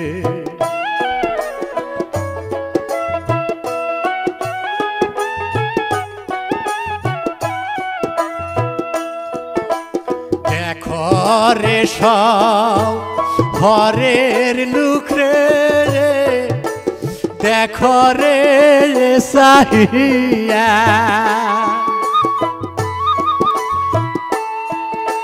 সৎ মায়েরই এই ব্যবহার, গায়ের বসন নাই কুড়িয়া রে, এই দেশে তো রোদি নাই রে।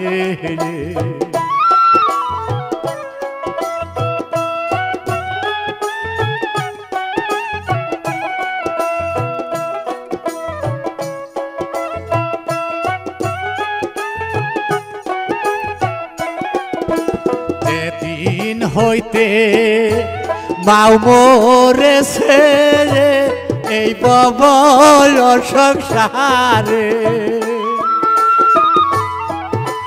সেই দিন হইতে লেখছে দুঃখ বিদিরাবের কলম দিয়া রে, এই দেশে তো রোদি নাই রে।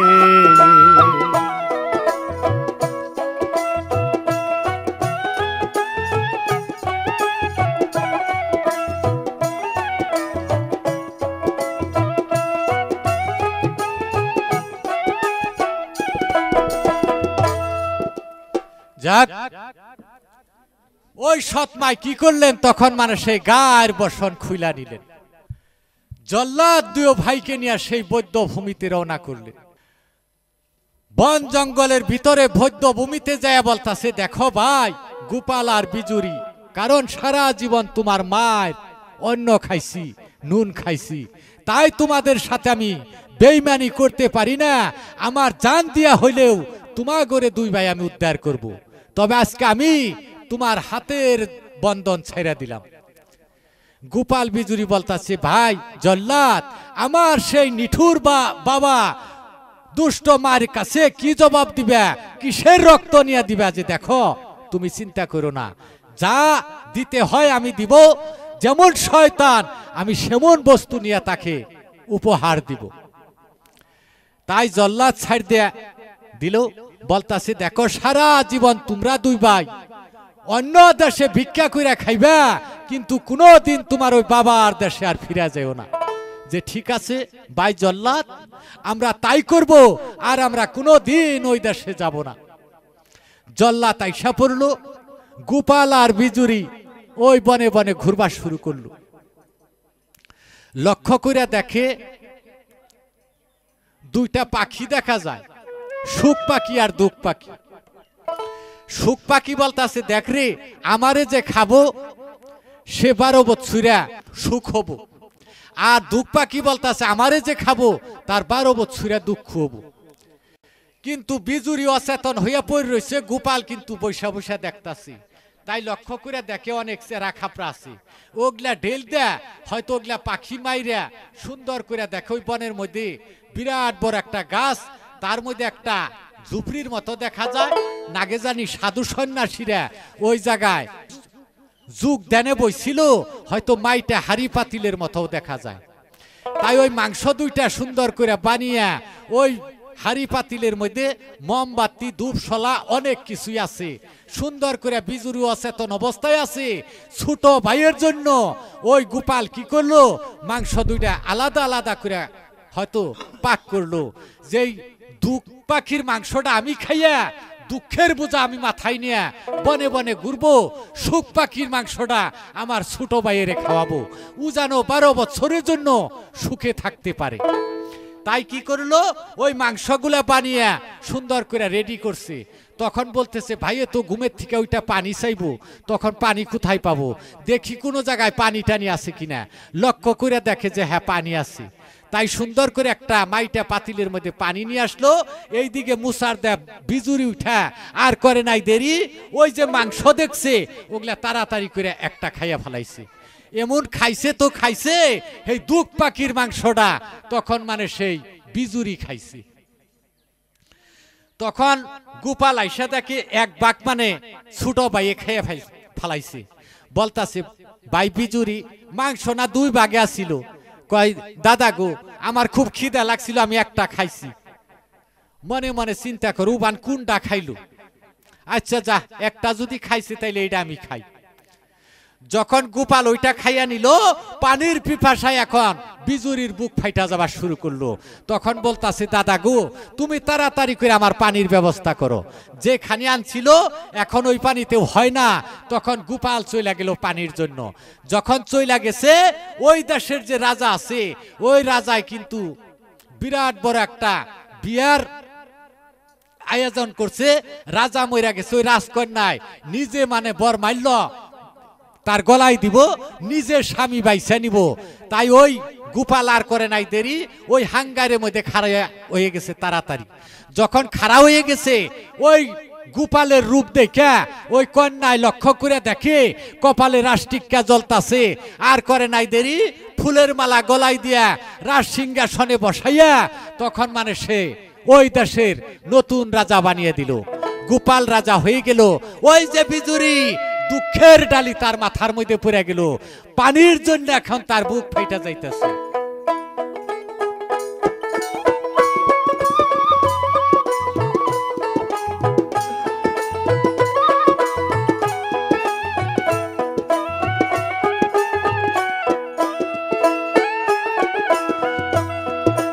কোথায় রইলা ওই হে গো দাদা,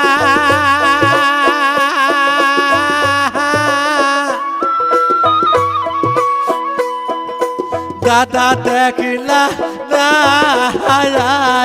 আসিয়া,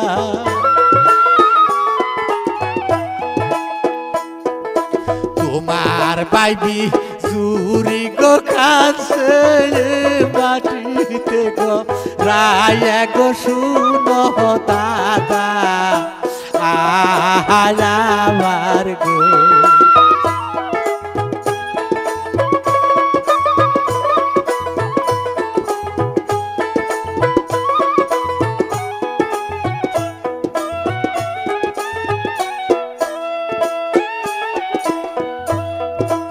এই না পন্তে গেছে গো দাদা,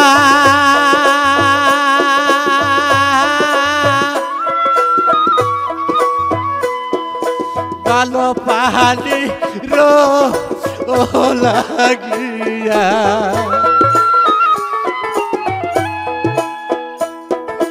বাইরে বুঝি খাইছে গো তৈরা, এই না মনের বাগে গো শুনো দাদা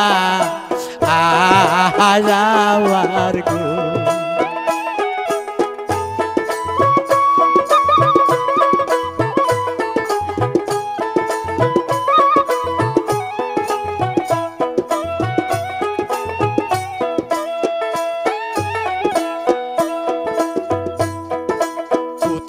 কোথায় রইলা প্রাণের গো দাদা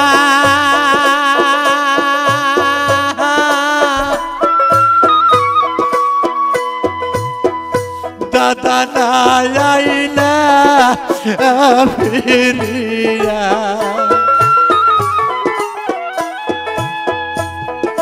বাইরে বুঝি খাইছে গো দইরা ওই নদীর কুম বীরে গো শুনো দাদা আমার গো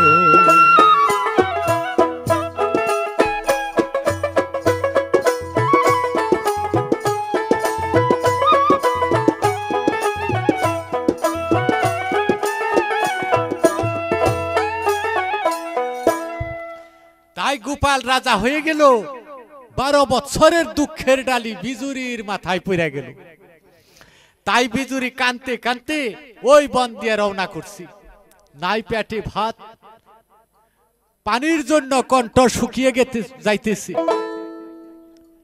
এইদিকে ভাই হারা বিজুরি বনের মধ্যে বাঘ ভাল্লুকের ডাক ভাইয়ের জন্য কানতে কানতে একটা গাছের তলে পইরা রইল যেদিন থেকে গোপাল রাজা হইল ওই দিনটা কিন্তু রাজার বাড়িতে গুড়া হারানি গেল তাই গোপাল রাজা হুকুম করে দিল এই শহরে বন্দরে নগরে বন জঙ্গলে যেখানেই থাক না কেন কিন্তু গুড়া চুর আমার ধরতে হবে তাই নাঠি ঠেঙ্গা নিয়া সিপাই সৈন্যগণ তন্ন তন্ন করে খুঁজতেছি বন জঙ্গলে ঢুইকা দেখে ওই যে বিজুরি শুয়া রইছে কথা নাই বার্তা নাই বিজুরি রে বিজারা বাড়ি এমন বাইরান বাইরাইতেছে ফাতা ফাতা কইরা বেটা গুড়া চুরি কইরা তুই এই বন জঙ্গলে লুকিয়ে রইছ চল বেটা বিজুরি লক্ষ্য করে দেখে তাই তো আমি তো কোনো ভুল করি নাই কেন আমাকে এরকম মারপিট করতেছি তবে কেন বা মারছো ভাই কেন মারছি এই যে আমাদের গোপাল রাজা নতুন রাজা তুই তার ঘোড়া চুরি করছ কয় না আমি তো কোনো ঘোড়া টোরা নেই নাই কয় বেটা ঘোড়া নেস নাই ঘোড়া চুরি করে বেইছে এই জঙ্গলের মধ্যে আইসা ঘুমাইছ চল বেটা এই তো মানে পৃষ্ঠমুরাতে বাইন্দা বাইরাইতে বাইরাইতে নিয়ে রওনা করলো নিয়ে বাইর বাড়ি রাইকা রাজার কাছে যায় বলতাছে মহারাজ সত্যিকারে আমরা একটা ঘোড়া চুর ধরছি বেশ ওই ঘোড়া চুর লোহার কারাগারে রাইকা 1 মুইনা পাথর তার বুকে শিলা চাপাতে রাখবা সারাদিন পর একটা করে রুটি দিবা 1 গ্লাস করে জল পানি দিবা তার বেশি দিবা না এইভাবে তার শাস্তি দেওয়া হবে নতুন রাজায় হুকুম করছে কিন্তু চুর চাইয়া দেখলো না কে চুর কেমন চুর এইটার কোনো দেখার খবর নাই বলছে আর হুকুম দিয়া দিছে ওই সিপাই সৈন্যগণ রাজার হুকুম মতে হয়তো লোহার কারাগারে 1 মুইনা শিলা বুকের মধ্যে দিয়া তখন রাইখা দিল তখন ওই শিলার ভারে তখন মানে যার যার করে কাঁদতেছি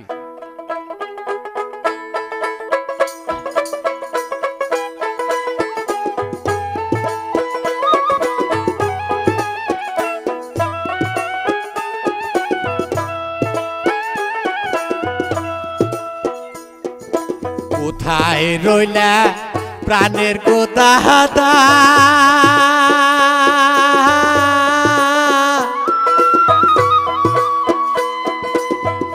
দাদা দেখিলা না আসিয়া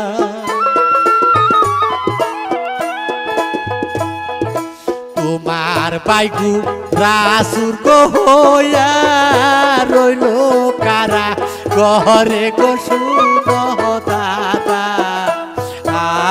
আয়ার গো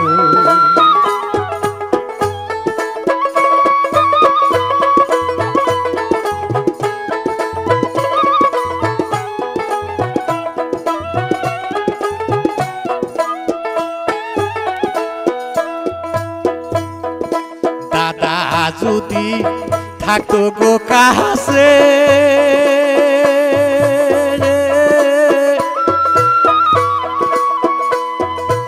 আমারে মুন বিপদে কয় কি আমার দাদা গো থাকতে এত শাস্তি দেয় গো দাদা হারাওয়া আর দাদা গো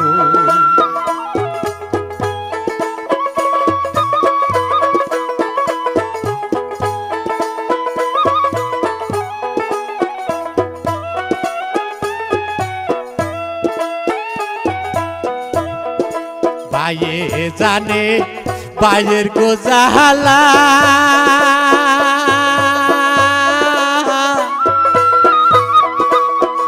জ্বালায় অন্য কেউ জানে না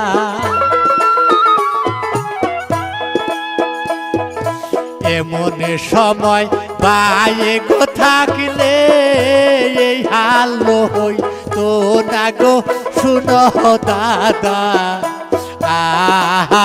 আমার গো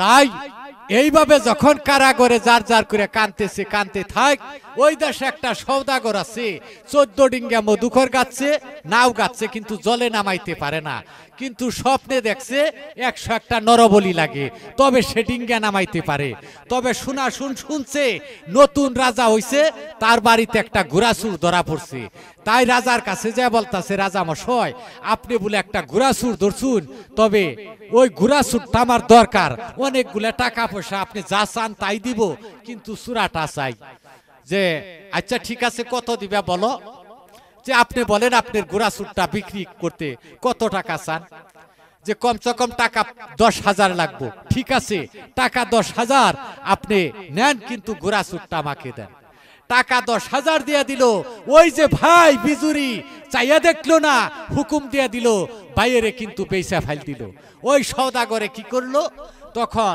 ওই যে 14 ডিঙ্গা মধুকর জলে নামাইতে পারে না ওই দিনকে তখন তাকে নরবলি দিব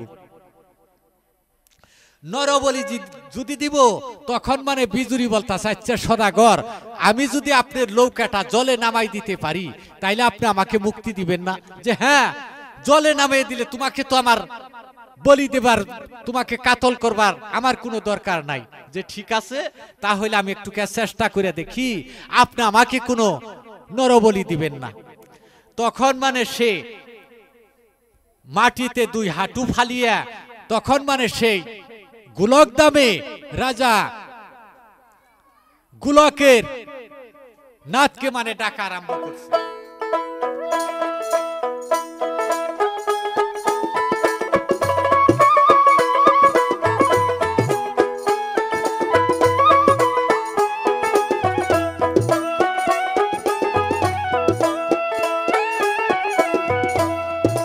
কোথায় রইলেন ওই হে গো প্রভু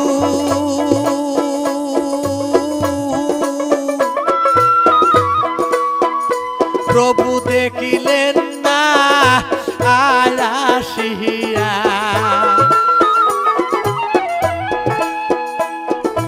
আপনার ভক্তে আপে নাই গো ডাকে বিপদে পড়িয়া গো শুনেন প্রভু ও আমার গো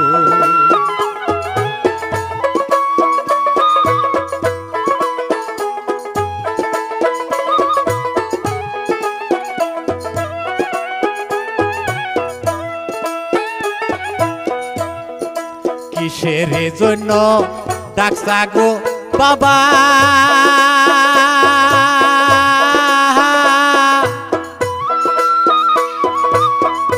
বাবা বিজুরি আমার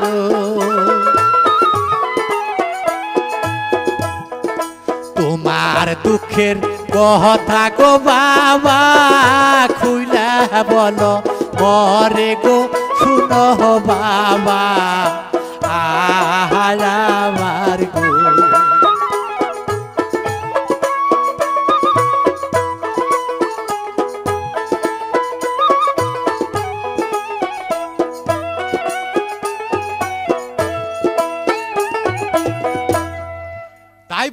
বিজুরি তুমি আমাকে কেন স্মরণ করছো যে বাবা কেন বা ডাকছি, আমি একটা মস্ত বিপদে পড়ছি, বিপদের থেকে আমাকে উদ্ধার করতে হবে। কি বিপদ? যেই যে সওদাগর, এই সওদাগর একটা ডিঙ্গা গাছে জলে নামাইতে পারে না, তার জন্য আমাকে নরবলি দিব, তাই না? যে হ্যাঁ, যে ঠিক আছে, তুমি যে বলো যে এই নৌকার মধ্যে তুমি একটা 101টা কাশি বান্ধা দাও, ওই কাশিটা যখন বান্ধা দিব তুমি বলবা শিব আর পার্বতীর বর 14 ডিঙ্গা মধু জলের মধ্যে নাইমা পর, এই কথাটা কইয়া টান দিবা, দেখবা নৌকা জলের মধ্যে নাইমা গেছে, তাই না? যে হ্যাঁ ঠিক আছে। তখন সওদাগর বলতাছে, দেখেন সওদাগর মশাই, আপনার এই ডিঙ্গার মধ্যে 101টা কাশি বান্ধা দেন, যে বান্ধা দিব, তারপরে যে আপনার ডিঙ্গা আমি জলে নামাই দিব। তাই কাশি যখন বান্ধা দিছে তখন বলতেছে শিব আর পার্বতীর বর এই 14 ডিঙ্গা মধুকর জলের মধ্যে নাইমা পর। জলের মধ্যে যখন নাইমা পড়লো তখন সওদাগরে কি করলো, যে তো মহাবীর মহামানুষ, তখন মানে তার আপন বাড়িতে রাইখা গেল। যেই ঘোড়াচুরটা আমি জীবনের মতো কিনে আনছি, কিন্তু ঘোড়াচুর নয়, এইটা মহামানুষ মহাবীর, একে সারা জীবনের মতো আমি রাইখা দিব। তাই কি করলো, তার মেয়ে দিয়া তাকে বিয়া করিয়া জামাই বানিয়ে তাকে সারা জীবনের মতো রাখলো। তাই ওই বিজুরি কি করছে, তার পরিবারকে নিয়ে ওই ফুলের বাগানে হাওয়া খাইতেছে। ইতিমধ্যে গোপাল কি করছে, ওই গোপাল সিবাই সৈন্যগণ নিয়ে ওই মানে ফুলের বাগানের চতুর্দিক দেয়া মানে শিকারে গেছে। যখন ওই ফুলের বাগান ঘিরাও করছে, বিজুরি বলতেছে রাখো, আমার এই পরগনায় কে শিকারে আসছ, আমি থাকা পর্যন্ত এই জায়গায় শিকার করতে পারবে না। গোপাল বলতেছে আমার রাজ্য আমার পরগনায় আমি শিকার করব। বিজুরি বলতেছে না, তা হবে না। তখন মানে দুই ভাইয়ে বিরাট যুদ্ধ লাগিয়া গেল। যুদ্ধ করতে করতে বিজুরিরে তলে ফালাইছে। যখন মানে গলায় ছুরি আঘাত করব, তখন বিজুরি কানতে কানতে ভাইয়ের কাছে বলবার শুরু করল,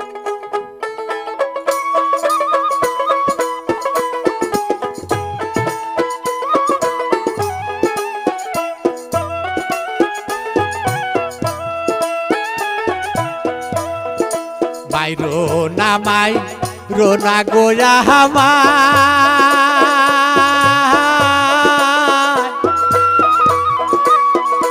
ভাই গো মাই রোনা আয় আমারে, হাতে দড়ি পায়ে গো পরি, মাই রোনা বারে গো শুনো বায়ু, ও আমার গো।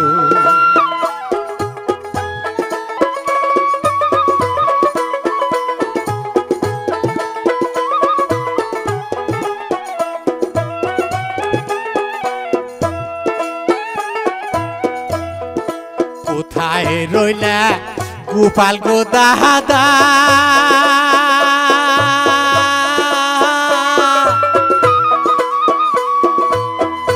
দাদা দেখলা না আয়াসিয়া,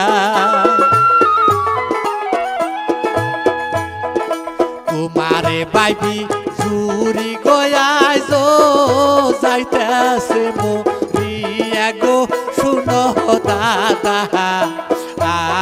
আমার গো।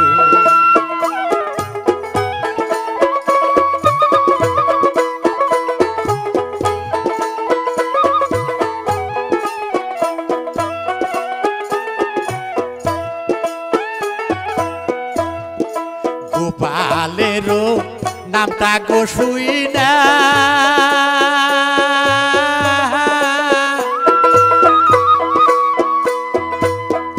গোপাল উঠিল ও সখিয়া, এই তো আমার ছুট গো মায়ো, কেনই বাবা গোয়ামি বায়ু, ও আমার গো।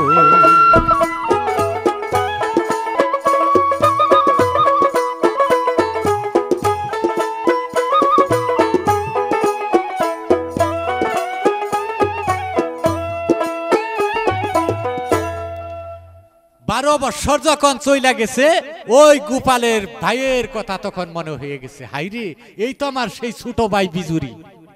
এতদিন 12 বছরের মধ্যে ছোট ভাই আসিল কিনা, রাজ্য আসিল কিনা, বাবা মা আসিল কিনা, কোনো কিচ্ছু মনে ছিল না। এখন সমস্ত মনে পড়ে গেল।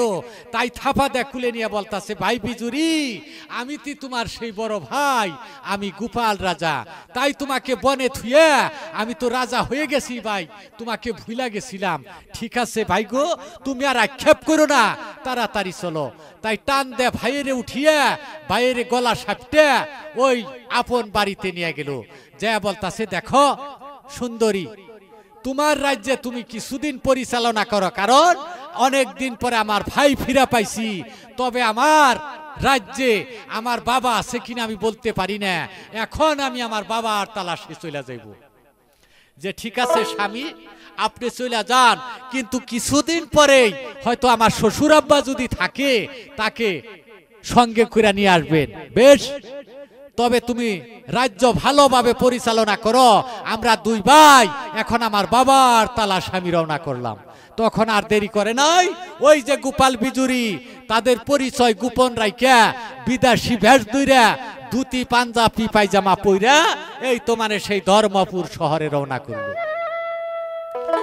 যাইয়া বাড়ি বাড়ি ঘোষণা করে যে আমরা অমুক শহরের মানুষ, আমরা বিরাট গায়ক, বিরাট গান জানি। তবে আপনাদের দেশে যদি দয়া করে শুনতেন, নতুন একটা কিরসা বলতাম, রাজা নরহরির কিরসা। বাহ, এটা তো চমৎকার কথা। অনেক দিন আগে, 12 বছর আগে এই দেশে তো রাজা নরহরি ছিল। এখন নতুন রাজা নতুন রানী। এইটা আবার রাজা নরহরির কিরসা, এটা আবার কেমন কিরসা? বেশ, আমরা শুনবো। কতগুলা লোক ওই নতুন রাজার কাছে গেছে, রানীর কাছে গেছে। রানীমা, আপনারা নতুন রানী নতুন রাজা দেশের, কিন্তু আমাদের মনে বড় আশা, আউস আমাগরে গান শোনাইতে হবে। রাজা নরহরির কিরসা বলে এরা বলবো। কইটা আবার কেমন কিরসা? বেশ, তাইলে শুনো তোমরা। গায়ক আছে নাকি? কয় হ্যাঁ, সুন্দর গায়ক আইছে, তারা শোনাবে। তখন মানে বিরাট বড় একটা তাম্বুরা করে দিল, চতুর্মুড়া বাঁশ বুস দিয়ে বাইন্দা। তখন মানে ঢুলাই করে দিল। আর কি চাও? ধর্মপুর শহরে রাজা নরহরির কিরসা হবে। শত শত লোক আসতেছে, ওই তাম্বুরার ভিতরে বসতেছে। তখন রাজা আর রানী সিংহাসন পাইরা দিল, রাজা বসলো, রানী বসলো। তখন বলতাছে, হ্যাঁ বাপুরে, তোমরা শুরু করো। কিন্তু গোপাল আর বিজুরি লক্ষ্য করে দেখে যে আমার বাবা আছে কিনা। কেবলমাত্র লক্ষ্য করে দেখে যে হ্যাঁ, নাঠিবর কইরা চুল দাড়িতে বুঞ্জা গেছে, নাঠিবর কইরা কেবলমাত্র ওই মজলিসে এসে উপস্থিত হয়ে গেল। তখন মানে বলতাছে, হ্যাঁ, এখন আমার রাজা নরহরির কিরসা শুরু হয়ে গেল।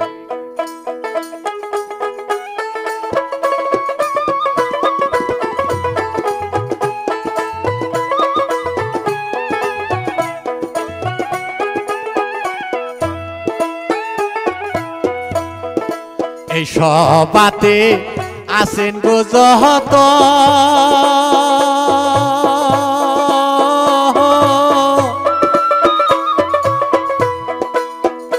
ভালো প্রজাবি ইন্দুগণ,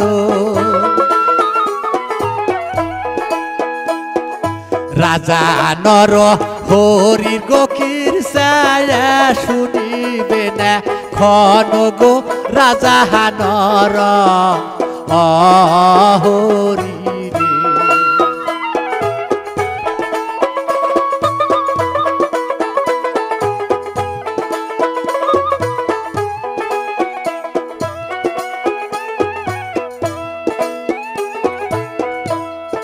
দুইটা ছেলে রাইকা গো গহরে,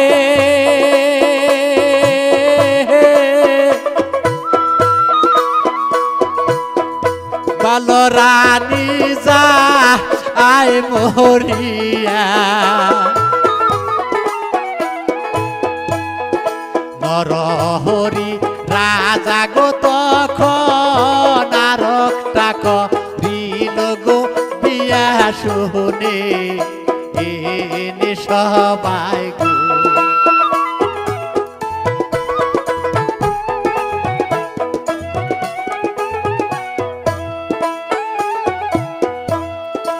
দুইটা ছেলে গড়ে গোড়াই খা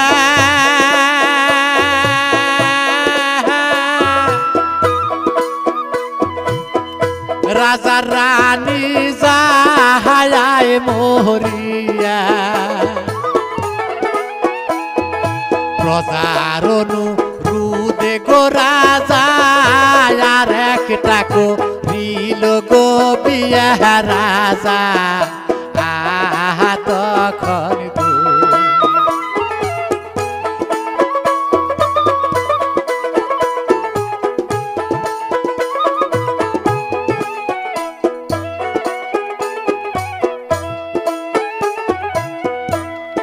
শত মার চকে রান্তে রে দুইবার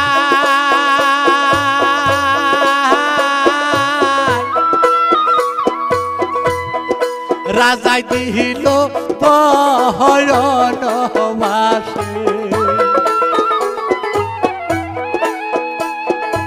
এমন নিষ্ঠুর গো রাজার ময়া নায়ন তোরে গো রাজা নর হরি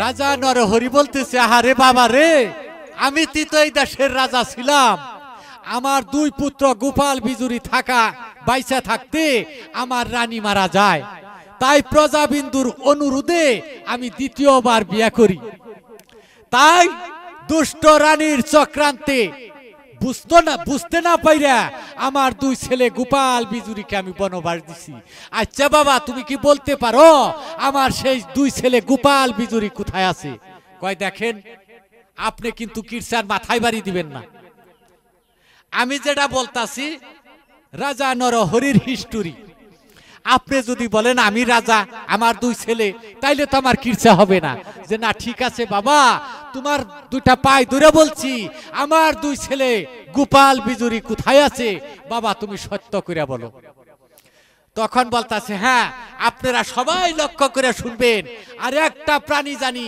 এই তাম্বুর ভিতরে থেকে বাইরে যাইতে না পারে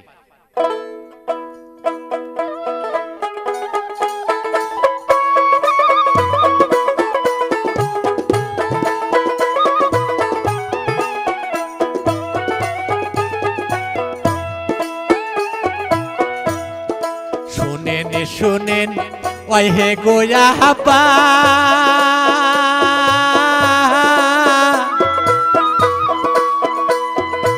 আবাই আপিনারে এ যাই কইয়া আপনারে দুইটি পুত্র গোয়া মেরা গোপালার বিজুরি গো শুনে না বাহা আজাদ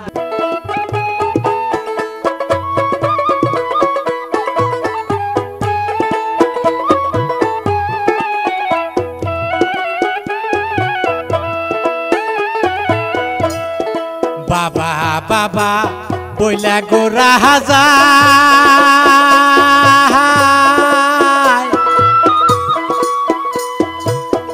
বালো দোহরিল ও জহরায়া শয়তানির চক রান্তে গো পইরা দেও বন বাসে গো শুনো বাবা আমার গো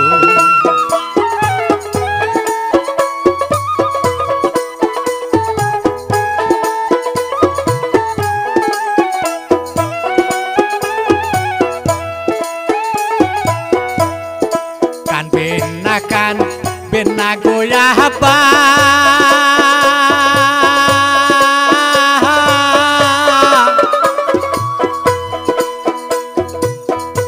আব্বাই আপনারে যাই কইয়া শয়তান ও শয়তানির গো বিচার যাব যে দিয়া গো শুনে না পা আমার গো।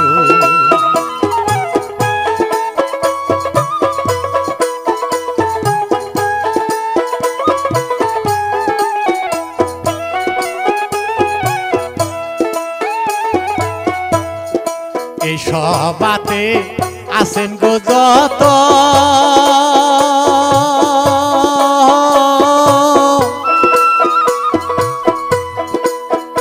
ভালো দেশ বাহাসি বায়ু দুয়োটি শয়তান গো বান্ধ পৃষ্ঠ মোরা দিয়া গো দেশের ভায়ু ও আমার গো। তাই সবারে যখন হুকুম দিল আর দেরি করলো না, ওই বৈঠকের মধ্যেই ওই দুই শয়তান আর শয়তানির পৃষ্ঠমোড়াতে বন্ধন করিয়া এমন বাড়ি আরম্ভ করছে, বাইরে মানে ফাতা ফাতা উঠিয়ে দিল। তখন রাজা নরহরি বলতাছে, দেখো যে শয়তান আর যে শয়তানি আমার সোনার দুইটা পুতুলি গোপাল আর বিজুরিকে জল্লাতের হাতে দিতে পারে, আমাকে রাজ্য ছাড়া করতে পারে, সেই শয়তান আর শয়তানির দুনিয়ায় বাইসা থাকার কোনো অধিকার নাই।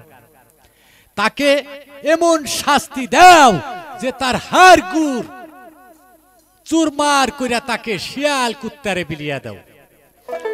তাই সমস্ত প্রজাবিন্দুগণে এমন মার মারতেছে, মাইরা থুরা থুরা কইরা তখন গলায় রশি লাগিয়া ওই বন জঙ্গলে ফালিয়া দিল। যখন বন জঙ্গলে নিয়ে ফালিয়া দিছে, শিয়াল কুত্তা তারা খাইয়া মানুষ হয়ে গেছে। এইদিকে রাজা নরহরি বলতাছে, বাবা গোপাল আর বিজুরি, এখন আর আমার সময় শেষ, এখন তোমার রাজ্য তোমরা দুই ভাই পরিচালনা করো, আমি তোমার ছেলে সন্তানের মতো দুনিয়ায় যা কতদিন আছি তোমরা রাজ্য পরিচালনা করবে, আমি বৈশা বৈশা তামেশা দেখব। তাই গোপালকে রাজ সিংহাসনে বসাইল, ধর্মপুর রাজ্য গোপাল রে দিয়া দিল। তাই গোপাল যে পরিবার রাইকার ছিল সে পরিবার নিয়ে আসলো, ওই পরিবারকে নিয়ে সুখের শান্তিতে তখন রাজা নরহরি দুই পুত্র পুত্রবধূ নিয়ে সুখ শান্তিতে ধর্মপুর রাজ্য পরিচালনা করবার শুরু করল। ইতিমধ্যে হয়তো আমাদের রাজা নরহরির কীর্ষা সমাপ্তি ঘটল। তাই ভুল ত্রুটি হইলে আমি ক্ষমা প্রার্থী, সবার কাছে ক্ষমা চাই। খুদা হাফিজ, জিন্দাবাদ।